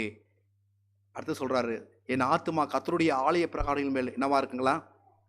வாஞ்சையும் தமனமுமாய் இருக்கிறது. தமிழ்ல போட்டிருக்கு. என்னங்களா? கர்த்தருடைய ஆலயம்னா எப்படி வரணும்? சிஸ்டர் தீபா, எப்படி இருக்கணும் கர்த்தருடைய ஆலயத்தில்? என்ன வரணும் சொல்லுங்க. என்ன வரணுமா? எங்க போற? எத்தனை மணிக்கு மாய்ந்திருக்கிறீங்க சொல்லுங்க? எத்தனை மணிக்கு ஆலயத்துக்கு வரணும்னு நினைக்கிறீங்க? என்னம்மா கேட்கல எனக்கு. முன்னாடியே வரணும் நினைக்க. யார் வரதுக்கு முன்னாடி வந்துடணும், அப்படிதானே? யார் திறக்கிறதுக்கு முன்னாடி வந்துடணும். கையில சாய் வச்சு திறக்கிற சான்ஸ் கிடைச்சுன்னா நான் தான் திறக்கணும். வேதம் என்ன கத்துறதுன்னா கர்த்தருடைய ஆலய பிரகாரங்களின் மேல். இங்கே எது நல்ல வேலை செர்மன்னு சொல்லலைங்க. நல்ல செய்தி இருக்கு தீபா சிஸ்டர், இன்னைக்கு பேசுறவங்க நல்ல செய்தி இருக்கு அதனால ஆலயத்துக்கு போறேன் அப்படின்னு சொல்லலை. கர்த்தருடைய ஆலயத்தில் நான் வர்றதே ஆசீர்வாதங்க. Okay, entering to the God's temple itself, it brings the blessings. Not because of the sermon. செய்தியால் கிடையாது. என்ன செய்தி கொடுக்குறவங்க மனுஷர்கள் மாறலாம், டோன் மாறலாம், டேலண்ட் மாறலாம், வீக்னஸ் இருக்கலாம், இல்லை ஸ்ட்ரென்த் இருக்கலாம், இல்லை எபிலிட்டிஸ் இருக்கலாம், இல்லை ஒன்றுமே இல்லாத இருக்கலாம். அது it will not bring any blessings to me. But when I enter to the God's temple, அதுதாங்க எனக்கு ஆர்வத்தை கொடுக்குது, வாஞ்சை. இது என்னன்னா மானானது நாங்களா தண்ணீரில் எப்படி வாஞ்சியாக இருக்கோ அதே போல் என் சோல் எஸ்எஸ்எஸ் என்னவா இருக்கணும், வாஞ்சியாக இருக்கணும். வேத வசனம் அப்படின்னா எனக்கு சோறு தட்டக்கூடாது. வேதத்தை நான் எடுத்தேன்னா எனக்கு சோறு தட்டக்கூடாது. ஆண்டருடைய ஆலயம் போயிட்டேன்னா எனக்கு சோறு தட்டக்கூடாது. ஏன்னு கேட்டால் இதே வயசில் நான் ஒரு ட்ராவல் பண்ணும்போது ஒரு இடத்துக்கு போகின்ற பொழுது அல்லது ஸ்கூல் போகின்ற பொழுது அல்லது ஸ்கூலில் நான் ஆசிரியராக இருக்கலாம் அல்லது நான் ஸ்டூடெண்ட்டாக இருக்கலாம், 8 ஹவர் இருக்கும் பொழுது எனக்கு என்ன பண்ணலை, எனக்கு சோர்வு தட்டலை. ஆனால் ஆலயத்தில் 1 மணி நேரம் உட்கார்றது தாங்க எனக்கு பெரிய சோர்வாக இருக்குது. அப்படின்னா காரணம் யாரு? It's me. It is me. It is not others. It is not the sermon, it is not the pastor, it is not the elder, it is not the temple, it is me. Because the desire which I have all filled with what? Worldly desire. என் உள்ளம் எல்லாம் இந்த உலக சம்பந்தமான வாஞ்சியில் நிறைஞ்சிருக்கிறதுனால ஆலயம் எனக்கு டேஸ்டாகவும் இல்லை, அது எனக்கு என்னவா இல்லை, மகிழ்ச்சியாகவும் இல்லை. நான் கீழே வந்துடுறேன். 3வது வசனம் என்னன்னா, என் ராஜாவும் என் தேவனுமாகியுமே கர்த்தாவே உம்முடைய பலிபீடங்கள் அண்டையில் அடைக்கலான் குருவிக்கு வீடும் தகவலான் குருவிக்கு தன் குஞ்சுகளை வைக்கும் கூடும் கிடைத்தது. சொல்ல உங்களுக்கு புரிஞ்சுதுங்களா? யாருக்கு யாருக்கு? என் மேலே ஒரு பூனை இருக்குது. ஒரு ஃப்ரைடே வந்து அங்கே உட்காந்துக்குச்சு. ஒரு ஃப்ரைடே வந்து பூனை வந்து அங்கே உட்காந்துக்குச்சு. மேலே பூனை இருக்குது, வீட்டில் பூனை இருக்குது. அந்த பூனை வந்து உட்காந்துச்சு. எனக்கு ஒரு சந்தோஷம், அட்லீஸ்ட் என் செய்தி கேட்க பூனை நாச்சும் வருதே. அது அழகாக உட்காந்துட்டு என்னையே பார்த்துட்டு இருந்துச்சு. தலையை இந்த பக்கம் எடுத்து ஏதோ நம்ம ஆள் பேசுகிறாரப்பா, இந்த பேச்சு என்ன பண்ணுவோம், தெளிவாக கேட்போம் அப்படின்னு பூனை வந்து கேட்டுச்சு. அப்புறம் என்ன யோசிச்சுன்னு தெரியல, ரொம்ப பரவசமாகிடுச்சுன்னு நினைக்கிறேன். பூனைக்கு உள்ளே வந்துடுச்சு. நம்ம தான் விரட்டி விட்டுட்டோம். உள்ளே வந்தது அது இங்கே வந்து பலிபிடி தண்டை வந்திருக்குன்னு நான் நினைக்கிறேன். நம்ம தான் விரட்டி விட்டுட்டோம். அது வந்து எதனா பண்ணிட போகுது அப்படின்னு கத்திட போகுது, இல்லை எதனா பண்ணிட போகுது, அட்டென்ஷன் எல்லாம் மாறி போகுது, நம்ம தான் விரட்டி விட்டுட்டோம். அப்போ யோசித்தேன், அந்த பூனை வெளியே உட்காந்து கேட்டுட்டு உள்ளே வந்திருந்தேன்னா இங்கே வந்து உட்காந்துருக்குமோ, இங்கே உட்காந்து ஏதோ பேசுகிறானே கேட்போமோ. என்னங்க அதுக்கு புரியாதுன்னு இல்லை, புரியுது, பூனைக்கு புரியுது. அப்போ இந்த உதாரணத்தோட நான் எந்த உதாரணத்தை, சங்கீதக்கார உதாரணத்துக்கு நான் எடுத்து வைக்கிறேன். என்ன அப்படின்னா, உம்முடைய பலிபிடி தண்டையில் என்ன வருமா, அடைக்கலான் குருவிக்கு வீடும். எங்கங்க அடைக்கலமே இல்லைன்னு நினைக்கிறியா? உனக்கு யாரும் இல்லைன்னு நினைக்கிறியா? அதுக்கு இடம் இதுதாங்க, அடைக்கலமான இடம். அது எந்த இடத்துல? பலிபீட தண்டையில். It is the place where you supposed to sit. It's the place where you supposed to stand. It's the place where you supposed to go. That is near where? Altar. அதுதான் என்ன பண்ணாங்களா, உம்முடைய பலிபீட தண்டையில் அடைக்கலான் குருவிகளுக்கு வீடும் தகவலான் குருவிக்கு தன் குஞ்சுகளை கிடைக்கும் வீடு, என்ன பண்ண இடம் கிடைக்கும். இதுதாங்க சமாதானத்தில் இருந்த பிள்ளைகளுக்கு இடம். இதுதாங்க வாழ்க்கையில் போராட்டம் இருக்கிற பிள்ளைகளுக்கு இடம். இதுதான் ஆரோக்கியம் குறைவாக இருக்கிற பிள்ளைகளுக்கு இடம். இதுதான் எத்தனையோ பிரச்சனை உலகத்தில் இருக்கு, அதை சமாளிக்கிற இடம். இந்த இடத்துக்கு உங்களால் மேன்மை கொடுக்க முடியலன்னா, வர முடியல அப்படின்னா வீடு கிடையாதுங்க. வீடு நிம்மதியான இடம் கிடையாது. House is not the place where you can get the peace. House is the place where you can get what? Physical food. அவ்வளோதான். நீ சாப்பிடலாம், ஆனால் நிம்மதி இருக்காது. ஏதாவது ஒரு பிரச்சனை உன்னை வேதனைப்படுத்திக்கிட்டே இருக்கும். You can eat, but what? That is not the place to get peace. That's the place to get even problems. But God's church, temple, is the place where you can get peace in your mind. Okay, அதனால் மிருகங்களும் பறவைகளும் ஆலயத்தை நோக்கி வருகின்ற பொழுது எனக்கு என்ன ஞாபகம் வருது அப்படின்னா, நோவா பேலை என்ன போச்சுங்களா? என்ன போச்சுங்களா நோவா பேலைக்கு? மிருகங்கள் தான் போச்சு, அப்படி தானே? பறவைகளும் மிருகங்களும் என்னங்களா ஜோடி ஜோடியாக போச்சு. இன்றைக்கும் அப்படி தான் நடக்கும்னு நினைக்கிறேன். ஆண்டவருடைய ஆலயத்துக்கு மிருகம் வரும், மனுஷன் வர மாட்டான். என்கிட்ட மனுஷன் பிஸி. அடுத்த வசனம் வாசிப்போம். 84:4. உம்முடைய வீட்டில் வாசமாக இருக்கிறவர்கள் என்னங்களா? உம்முடைய வீட்டில் வாசமாக இருக்கிறவர்கள் எந்த வீட்டிலமா? Sister Premakumari, just your house is not very far, அப்படிதானே? Can you sit at home and listen my sermon? Your house is very far. No அக்கா, பீலக்கா, your house is very far. Almost you are traveling 25 kilometers. Okay, you can give excuse to God. Can you say excuse to God? God, my house is 25 kilometers away from my what? Church. Let me stay at home. No. வேதம் என்ன சொல்லுது அப்படின்னா, உம்முடைய வீட்டில் வாசமாக இருப்பது. It is not my வீட்டில் வாசமாக இருப்பது. It is not okay staying at my home. சிருஷ்டி staying at my home and what dwell. It's not that. Okay, என் மைண்ட் எங்கே இருக்கணும் அப்படின்னா, when Sabbath starts, my mind supposed to say, this is your house. Sabbath is not for your house. Sabbath it is for God's house. நான் ஆண்டவருடைய ஆலயத்தில் இருக்கணும். என் வீட்டில் இருக்கிறது சேபத் கிடையாது. நீ அங்கிருந்து துதிச்சுட்டு இருந்தாலும் சரி. வேதம் எனக்கு கற்றுக் கொடுக்குறேன்னா, உங்களுடைய வீட்டில் வாசம் பண்ணுவது, வாசம் பண்ணுகிறவர்கள், வாசமாக இருக்கிறவர்கள் பாக்கியவான்கள். அவர்கள் எப்பொழுதும் என்ன பண்ணுவாங்களா? அவர்கள் எப்பொழுதும் என்ன பண்ணுவார்கள்? உம்மை துதிப்பார்கள். இது அதுக்கப்புறம் பாருங்க, உண்மையில் பலன் கொள்கிற மனுஷர் தங்கள் இதயங்களில் செவையான வழிகளில் பாக்கியவான் இருக்கிறவர்களும் பாக்கியவான்கள் என்று சொல்லுதுன்னா, அதுக்கப்புறம் 7வது வசனத்துக்கு வந்துடுறேன். சியோனிலே தேவ சந்நிதியில் வந்து காணப்படுவார்கள். என்னங்களா? அவர்கள் பலன் மேல் பலன் அடைந்து, வர முடியல, பலன் மேல் பலன் அடைந்து. Then you need what? அந்த காலத்தில் நடந்து போவாங்க, வயசானவங்க கஷ்டப்படுவாங்க. அப்போ அவங்களுக்கு ஆண்டவருடைய பலன் கிடைக்குமா? போப்பா, இன்னும் கொஞ்சம் தூரம் தான் ஆலயம், இன்னும் 1 கிலோமீட்டர் தான், இன்னும் 2 கிலோமீட்டர் தான், இன்னும் 3 கிலோமீட்டர் தான், 1 ஹவரில் போயிடலாம். அந்த காலத்தில் 2 ஹவரில் போயிடலாம், 1 நாளில் போயிடலாம், 2 நாளில் போயிடலாம் அப்படின்னு they will go by walk. இன்றைக்கி நமக்கு 1 hour எங்கே இருந்தாலும், பெங்களூர் மூலையில் எங்கே இருந்தாலும் நம்மளாம் almost 1 hour 2 hours we can reach to the church. இல்லைங்களா? அப்போ பலன் மேல் பலன் அடையிறோமா? அந்த பலனை யோசிக்கிறதே கிடையாதுங்க. தேவ பலனை யோசிக்கிறேன். என்னுடைய பலவீனத்தை தான் நான் யோசிக்கிறேன். Just I am thinking about my what, my strength. I'm not bothering about my strength. Just always I'm bothering about my weakness. எனக்கு பலன் இல்லை, எனக்கு பலன் இல்லை, யாரும் இல்லை, வர முடியாது, போக முடியாது.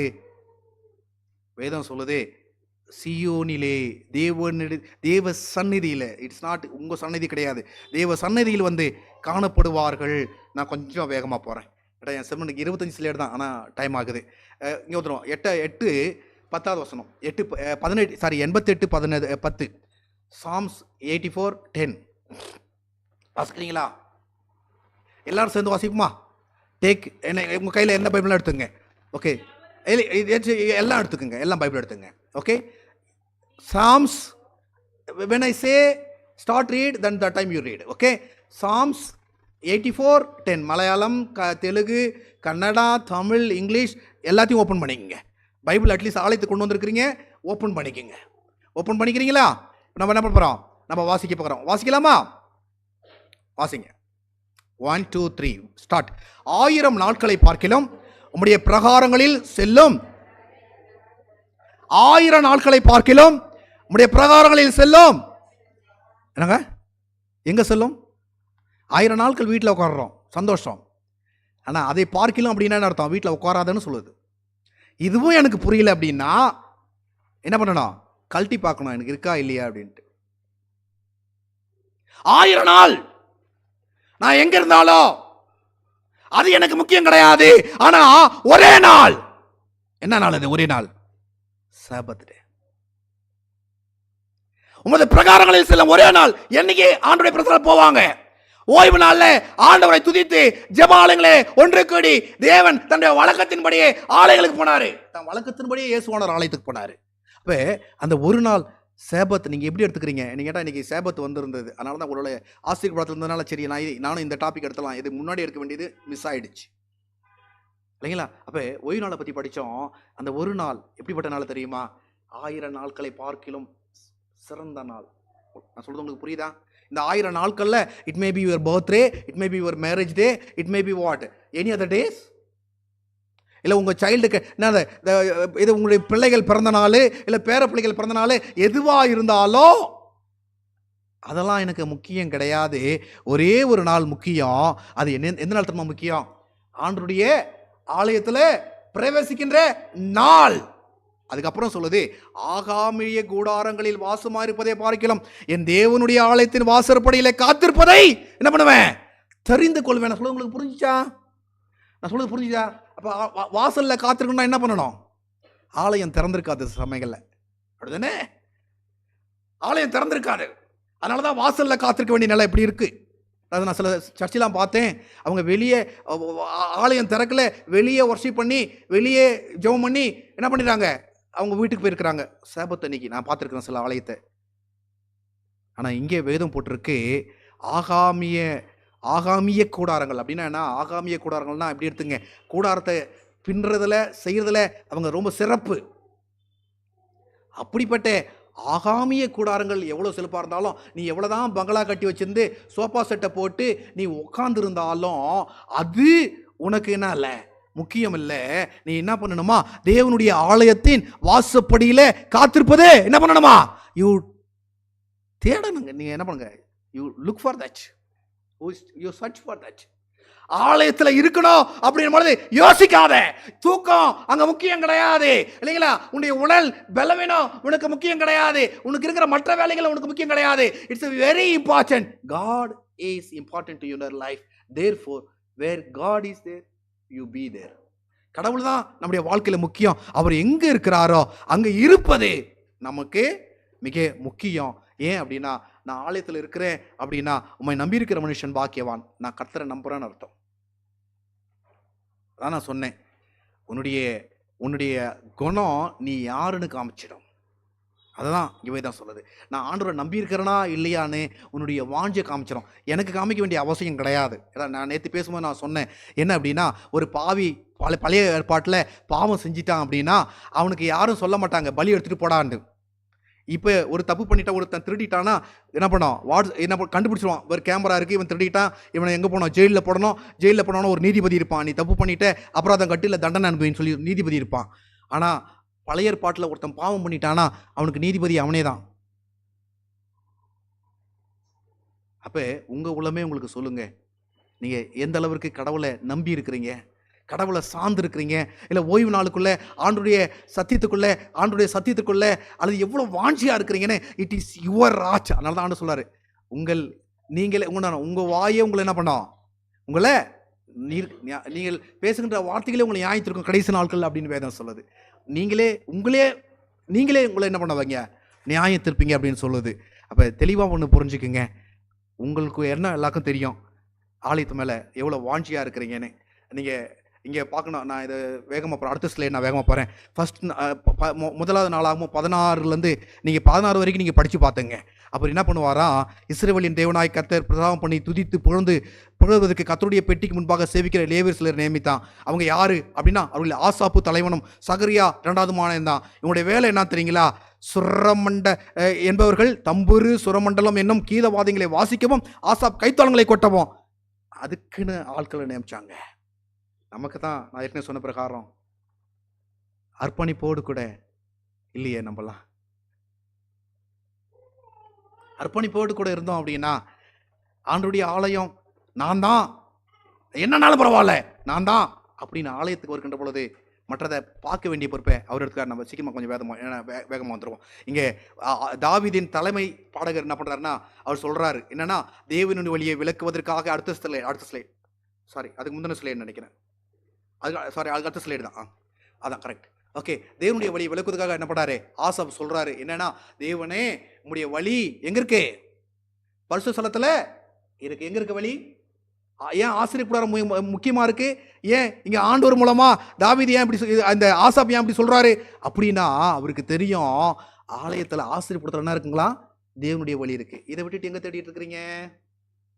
வேர் you are looking path for your life.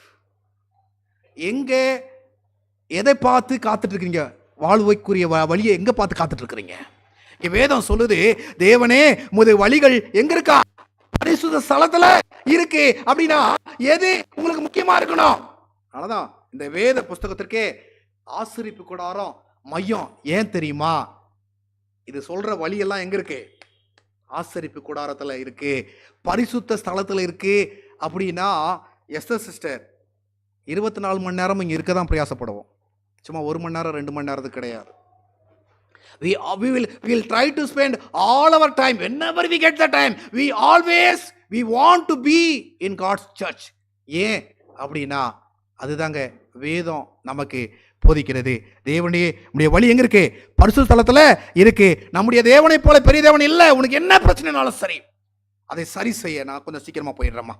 அதுக்கு அடுத்த சங்கீதம் சொல்றாரு என்னன்னா, நான் தேவனுடைய பரிசுத்த ஸ்தலத்திற்குள்ளாய் பிரவேசித்து அவர்கள் முடிவை நான் கவனித்து உணர்கின்ற பொழுது, நான் ஆலயத்துக்கு போறேன், அங்கே நான் உள்ளே போயிட்டு நான் பார்க்குறேன் துன்மார்க்கருடைய நிலையெல்லாம் அது வித்தியாசம் தாங்க. The people who are not giving importance to the church or truth, okay, their life is totally different. When you come to the temple, then only you can understand. When you come to the God's sanctuary, or when you come to the church, then only you can understand their life. அடுத்த சங்கீதத்துக்கு நம்ம வந்துடுவோம். அப்போ சங்கீத புஸ்தகம் முழுசுமா ஆசரிப்பு கூடாரங்களுடைய அடுத்த ஸ்லைட்மா உருவங்களால் நிரப்பப்பட்டிருக்கிறது. எல்லா எடுத்துக்காட்டுகளும் வேதம் முழுவதுமாகவே. அது மிக முக்கியமா சங்கீத புஸ்தகங்கள்ல என்ன இருக்குன்னா, இந்த ஆசரிப்பு கூடாரம் தான், அதை பத்தி தான் சங்கீதம். துன்மார்க்குடைய ஆலோசனை நடவாமல், பாலினுடைய வழி இல்லாமல், பரிசுகாரத்தில் உட்காராமல், கர்த்தருடைய வேதத்தில் பிரியமா இருந்து இரவு நாளைக்கு மனுஷன் அதை எடுத்துட்டாலும் ஆசரிப்பு கூடாரம் தான் இல்லைங்களா? அப்ப சங்கீதம் முழுசுமா அதை சராசரியா என்ன சொல்றாங்க அப்படின்னா, ஒரு சங்கீதத்திற்கு 1% 150 மேற்பட்ட இடத்துல ஆசரிப்பு கூடாரத்தை பத்தி என்ன பண்ணுங்களாம் சங்கீத புஸ்தகம் பேசுகிறாங்களாம். There are more than 150 places it talks about in Psalms. It talks about sanctuary, tabernacles. பார்த்தீங்களா? நம்முடைய வாழ்க்கையில் எதை பற்றி ஆலயம் எவ்வளோங்க இருக்கு? ஏதோ ஒரு நாள் அப்படின்னு தான் நம்ம நினைக்கிறோம். 150 இடத்துல வெளிப்படையா என்ன பண்ணுதுன்னா ஆசரிப்பு கூடாரத்தை பற்றி சங்கீதக்காரர்கள் என்ன பண்ணுறாங்க, பேசுகிறாங்க. இன்னும் வேதாகமத்தின் மற்ற பகுதியில் சாட்சியில, எழுத்துப்பூர்வமான சாட்சியிலையும் இஸ்ரவேல் மதத்திலும் பரிசுத்த ஸ்தலத்தின் மையமாக என்னப்படுது எடுத்துக்காட்டுது. அப்படின்னா மோசே எழுதியிருக்கிற 45 புஸ்தகம், ஃபர்ஸ்ட் 5 books தோரா அப்படின்னு சொல்கிறோம் இல்லையா, அதில் ஃபர்ஸ்ட் 5 booksல என்ன இருக்கு அப்படின்னு சொன்னால் அவங்க சொல்லுது 45 முழு chapters, almost 45 full chapters. It talks about sanctuary. It talks about the sanctuary. எதுங்களா 5 புக்கு எத்தனை அதிகாரம் கணக்கு பண்ணி பாருங்க இல்லைங்களா? ஆதி ஆகமத்தில் இருந்து நீங்க உபாகமம் வரைக்கும் நீங்க எடுத்துக்கிட்டீங்கன்னா 45 full chapter it talks about sanctuary and sanctuary alone. அந்த sanctuary எனக்கு புரியலனா நான் வேதம் வாசித்தா என்ன பிரச்சனை, என்ன பிரயோஜனம்? If I am not understanding regarding the tabernacle or sanctuary, what is the use of reading Bible? 45 முழு chapters. It talks about what? Sanctuary. இன்னும் நீங்கள் எடுத்துட்டீங்க அப்படின்னா அதுக்கப்புறமா தீர்க்கதரிசிகள் புஸ்தகத்திலும் ரைட்டிங்ஸ் அதை நீங்கள் எடுத்துட்டீங்க அப்படின்னா அதில் உங்களுக்கு என்ன இருக்குன்னா ஏறக்குறைய இன்னும் அதிகமாக 45 கூடுதலான அதிகாரங்களில் இதையே மையமாக பேசுது அப்படின்னுது. நெக்ஸ்ட்டுங்க இல்லைங்களா? நெக்ஸ்ட் ஆனுங்களா இன்னும் 45 அதிகாரம் முழுவதுமா இட் டாக்ஸ் அபவுட் வாட்? இந்த பைபிள் இன்னும் தீர்க்கதரிசன புஸ்தகங்களிலும்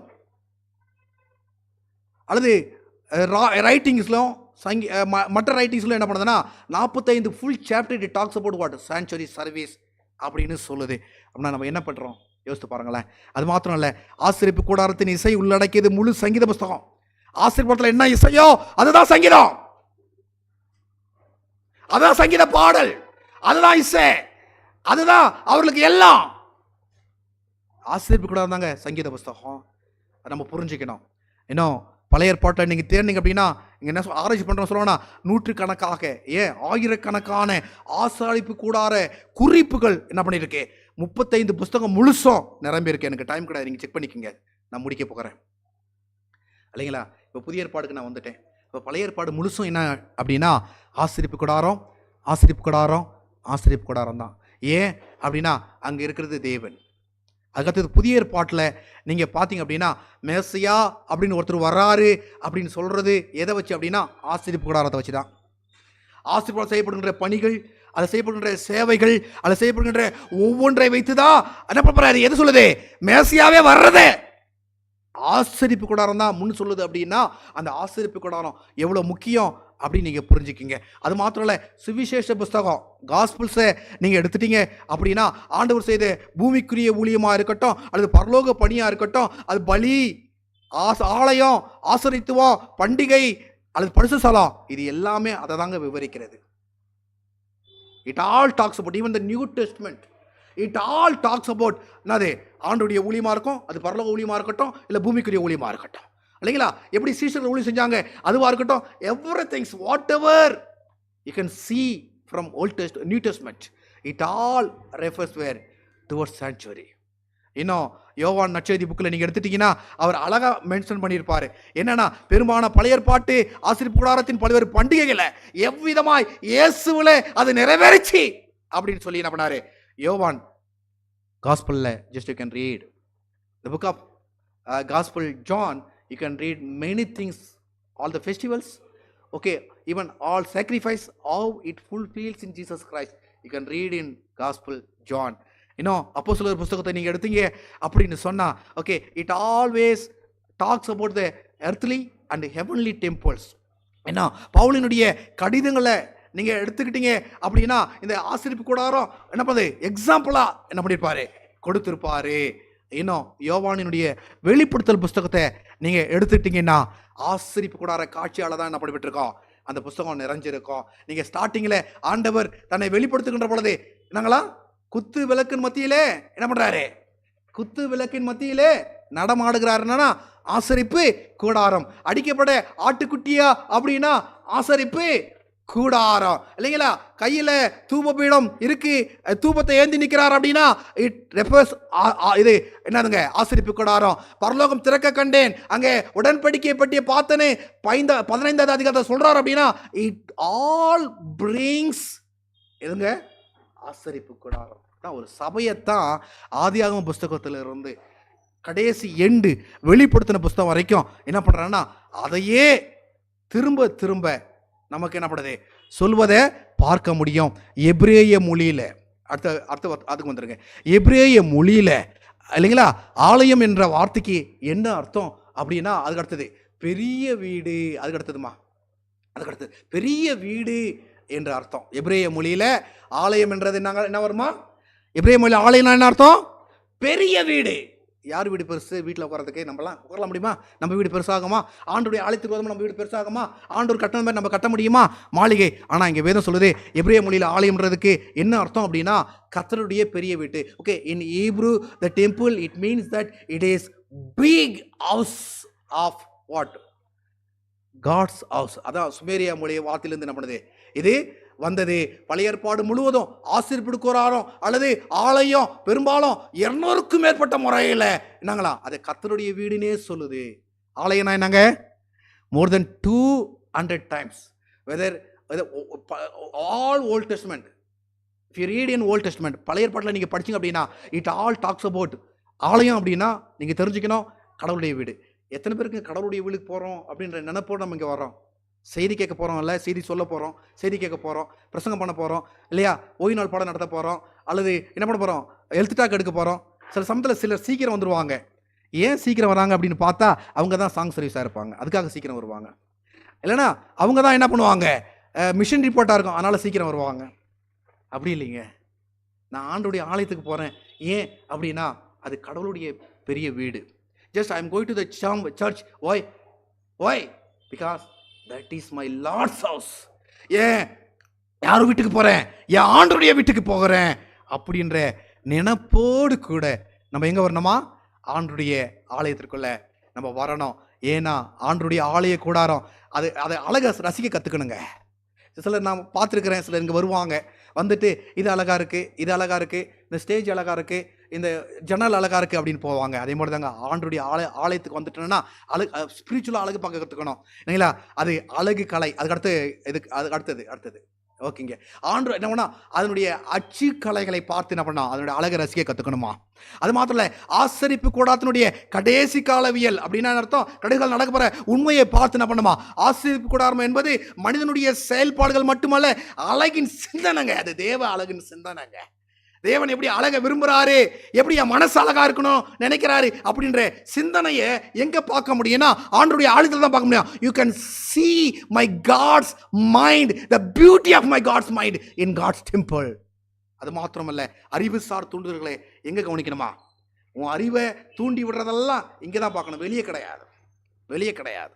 நான் சமீபத்தில் எனக்கு டைம் இல்லை, ஏன்டா அந்த மேக்ஸை பற்றி கொஞ்சம் பார்த்துட்டு இருந்தேன். அது எப்படி எல்லாம் ஒன்றும் புரியாததை எப்படி மக்களுடைய மைண்டில் எப்படி போட நினைக்கிறான். அறிவியல் நிஜமே இல்லை, அறகுறை, அதையே எப்படி மனுஷன் மைண்டில் போட நினைக்கிறான் அப்படின்னும் பொழுது மனுஷன் அதை கற்றுக்க பிரயாசப்படுறான். ஆனால் வேதத்தை கற்றுக்க என்ன பண்ணலை, பிரயாசப்படல. என்ன பண்ணுமா, ஆசீர்வாதத்தில் உட்காந்து அதனுடைய அழகு, அதனுடைய பியூட்டி, இந்த வசனத்தினுடைய ஆழம், இந்த வசனத்துடைய அழகு, இந்த வசனத்துடைய தேவனுடைய மனசு, தேவனுடைய குணம் எப்படி வெளிப்பட்டுருக்குன்னு என்ன பண்ணுமா அது ஆலயத்திலிருந்து பார்க்க கற்றுக்கணும். பரலோக ஆசரிப்பு கூடாரம் மற்றும் பூமிக்குரிய ஆசரிப்பு கூடாரம் ரெண்டுமே எப்படி இருக்குமா, துதிகளால் நிரம்பி இருக்கணும் நினைக்கிறேன். ஆல்மோஸ்ட் இது லாஸ்ட் ஸ்லேன்னு நினைக்கிறேன் இல்லைங்களா. ஆசரிப்பு கூடாரம் இயேசு கிறிஸ்துவின் மூலம் பரலோகத்தினுடைய கொள்கையை மாத்திரமல்ல, அதை ஆங்கிலத்தில் எப்படி சொல்கிறாங்க அப்படின்னா சொட்டேரியாலஜி அப்படின்றாங்க. அப்படின்னா என்ன அப்படின்னா, அது ஆசரிப்பு கூடாரம் ஏதோ இங்கே வந்துட்டா சபைக்கு வந்துட்டா பரலோகம் போயிடலாம், அது கிடையாது. அந்த கொள்கை மாத்திரம் கிடையாதுங்க, அது மட்டும் கிடையாது அப்படின்னு அர்த்தம். ஓகே, நீ நினைக்கலாம், ஆனால் அது மாத்திரம் கிடையாது. அல்லது ஆசிரியர் கூடத்தில் வந்துட்டா எஸ்கிட்டாலஜி கற்றுக்கலாம், கடைசி கால சமூகங்களை பற்றி நிகழ்வை கற்றுக்கலாம், அது மாத்திரம் கிடையாது. அது என்னமா தெய்வீக பாடலாம். அது மாத்திரம் இல்லை, அதில் முதன்மையானதா மற்றும் நித்தியமானதா. அதை என்ன சொல்லுவாங்கன்னா டாக்ஸாலஜி அப்படின்னு சொல்கிறாங்க. அப்போ அது சொட்டேரியாலஜி, எஸ்கிட்டாலஜி, அதுக்கு மேலே டாக்ஸாலஜி அப்படின்னா தெய்வீக பாடல். ஆலயம் வர்றது என்னங்களா, அதுதாங்க பாடல். நான் அப்போ யோசித்தேன், என்னடா நமக்கு தான் பாட தெரியலையே. அப்போ நான் திருப்தி அடைஞ்சிட்டேன். நான் ஆலயம் வந்தாலே நான் வர்றதையே ஆண்டவர் பாட்டாக எடுத்துக்கிறாரு. அதை எப்படி வாய்ஸ் போட்டு எடுப்பாருன்னு தெரியாது. என்னுடைய பிள்ளைய எங்கே இருக்கிற, ஓய்வு நாள் ஆண்டவரை வணங்க வேண்டிய இடத்துல இருக்க வேண்டிய நீங்கள் எங்கே இருக்கிறீங்க? அதனால் நான் என்னுடைய சபைக்கோ அது இதை பார்க்குற பிள்ளைகளுக்கோ நான் கொடுக்குற ரெக்வஸ்ட் என்ன அப்படின்னா, உனக்கு ஆலயம் வர முடியலையா, சந்தோஷம். யசோந்தபுருக்கு வர முடியலையா, சந்தோஷம். பக்கத்தில் இருக்கிற ஆலயத்துக்கு போ. வீட்டில் மாத்திரம் இருக்காத, வீட்டில் மட்டும் இருக்காத. அதுதான் நான் சபைக்கு கொடுக்குற ஒரு பெரிய வாஞ்சி. அதுதான் வேதம் எனக்கு கற்றுக் கொடுத்தது. நான் இதை ஆராய்ந்து ஏதோ ஒரு நாளில் சொல்கிறேன்னு நினச்சிக்காதீங்க, ஏதோ ஒரு செர்மனுக்காக ப்ரிப்பேர் பண்ணி உங்கள்கிட்ட வந்து பேச நினைக்காதீங்க, இல்லை கூட்டத்தை காமிக்கணும் என்பதற்காக நான் சொல்ல நினச்சிக்காதீங்க. அதுதாங்க உங்களுக்கு வாழ்வியல், அதுதான் கடைசி காலவியல், அதுதான் உங்களுக்கு eschatology. That is the truth. Because God is there, you go there and stay, that's all. You go there to worship him. அங்கே ஆண்டவர் இருக்காரு, அது ஆண்டவருடைய வாசஸ்தலம். நீ அங்கே போ, அங்கே இரு. ஆண்டவர் மீதியெல்லாம் பார்த்துக்குவார், ஒன்றை பார்த்துக்குவார். உனக்கு சம்மந்தமான ஹெல்த்தாக இருக்கட்டும், உனக்கு சம்மந்தமான ஃபைனான்ஸாக இருக்கட்டும், உனக்கு சம்மந்தமான மற்ற பிரச்சனையாக இருக்கட்டும், that is God's duty to take care. It is your duty to what, surrender your self and go to God. ஆண்டுடைய ஆலயத்திற்குள்ளே வாருவோம். நீங்கள் ஆலயம் எப்படி ஆயிடணுமா, அதான் ஆதி காலத்தில் என்ன பண்ணுவாங்களா, சங்கீதம் எப்படி எழுதப்பட்டாங்க அப்படின்னா, அவங்க ஆசிரியர் கூடாரத்துக்கு போகும்பொழுது நடையாக போவாங்களாம். அப்போ எழுதப்பட்டது. நம்ம நீங்கள் இப்படி வரும்போதே நிறையா பாடல் எழுதலாங்க. அப்போ ஆலய ஆசிரிப்பே, ஓய்வு நாள் ஆசிரிப்பே, ஆலயத்தில் காத்திருப்பதே ஒரு பாடலாக மாறினா எவ்வளோ சந்தோஷமாக இருக்கும். ஆண்டவர் அப்படிப்பட்ட பாடலா உங்கள் ஆலய ஆசிரிப்பை, ஆலயத்தில் அமர்ந்திருக்கின்ற அந்த நிலையை. ஐ know that there are many who cannot understand Tamil, but still they are here. Okay, why? Being at church, whether you are understanding or not, Whether it goes to, even if you understand Tamil, whether the sermon is what, it went inside or not, that is not the problem. When you stay at the church itself, it is a great song service for God. It's a great music for God. Surrender yourself. Always, wherever you go, when it comes to Sabbath, be at church. It may be Tamil Nadu, or it may be Andhra, it may be what? Karnataka, it may be Bangalore, or anywhere. Sabbath, go to the church. Because God sees your heart. Melt your soul. Then God, what God gets, what? Happiness. Then you will be called as a blessed one.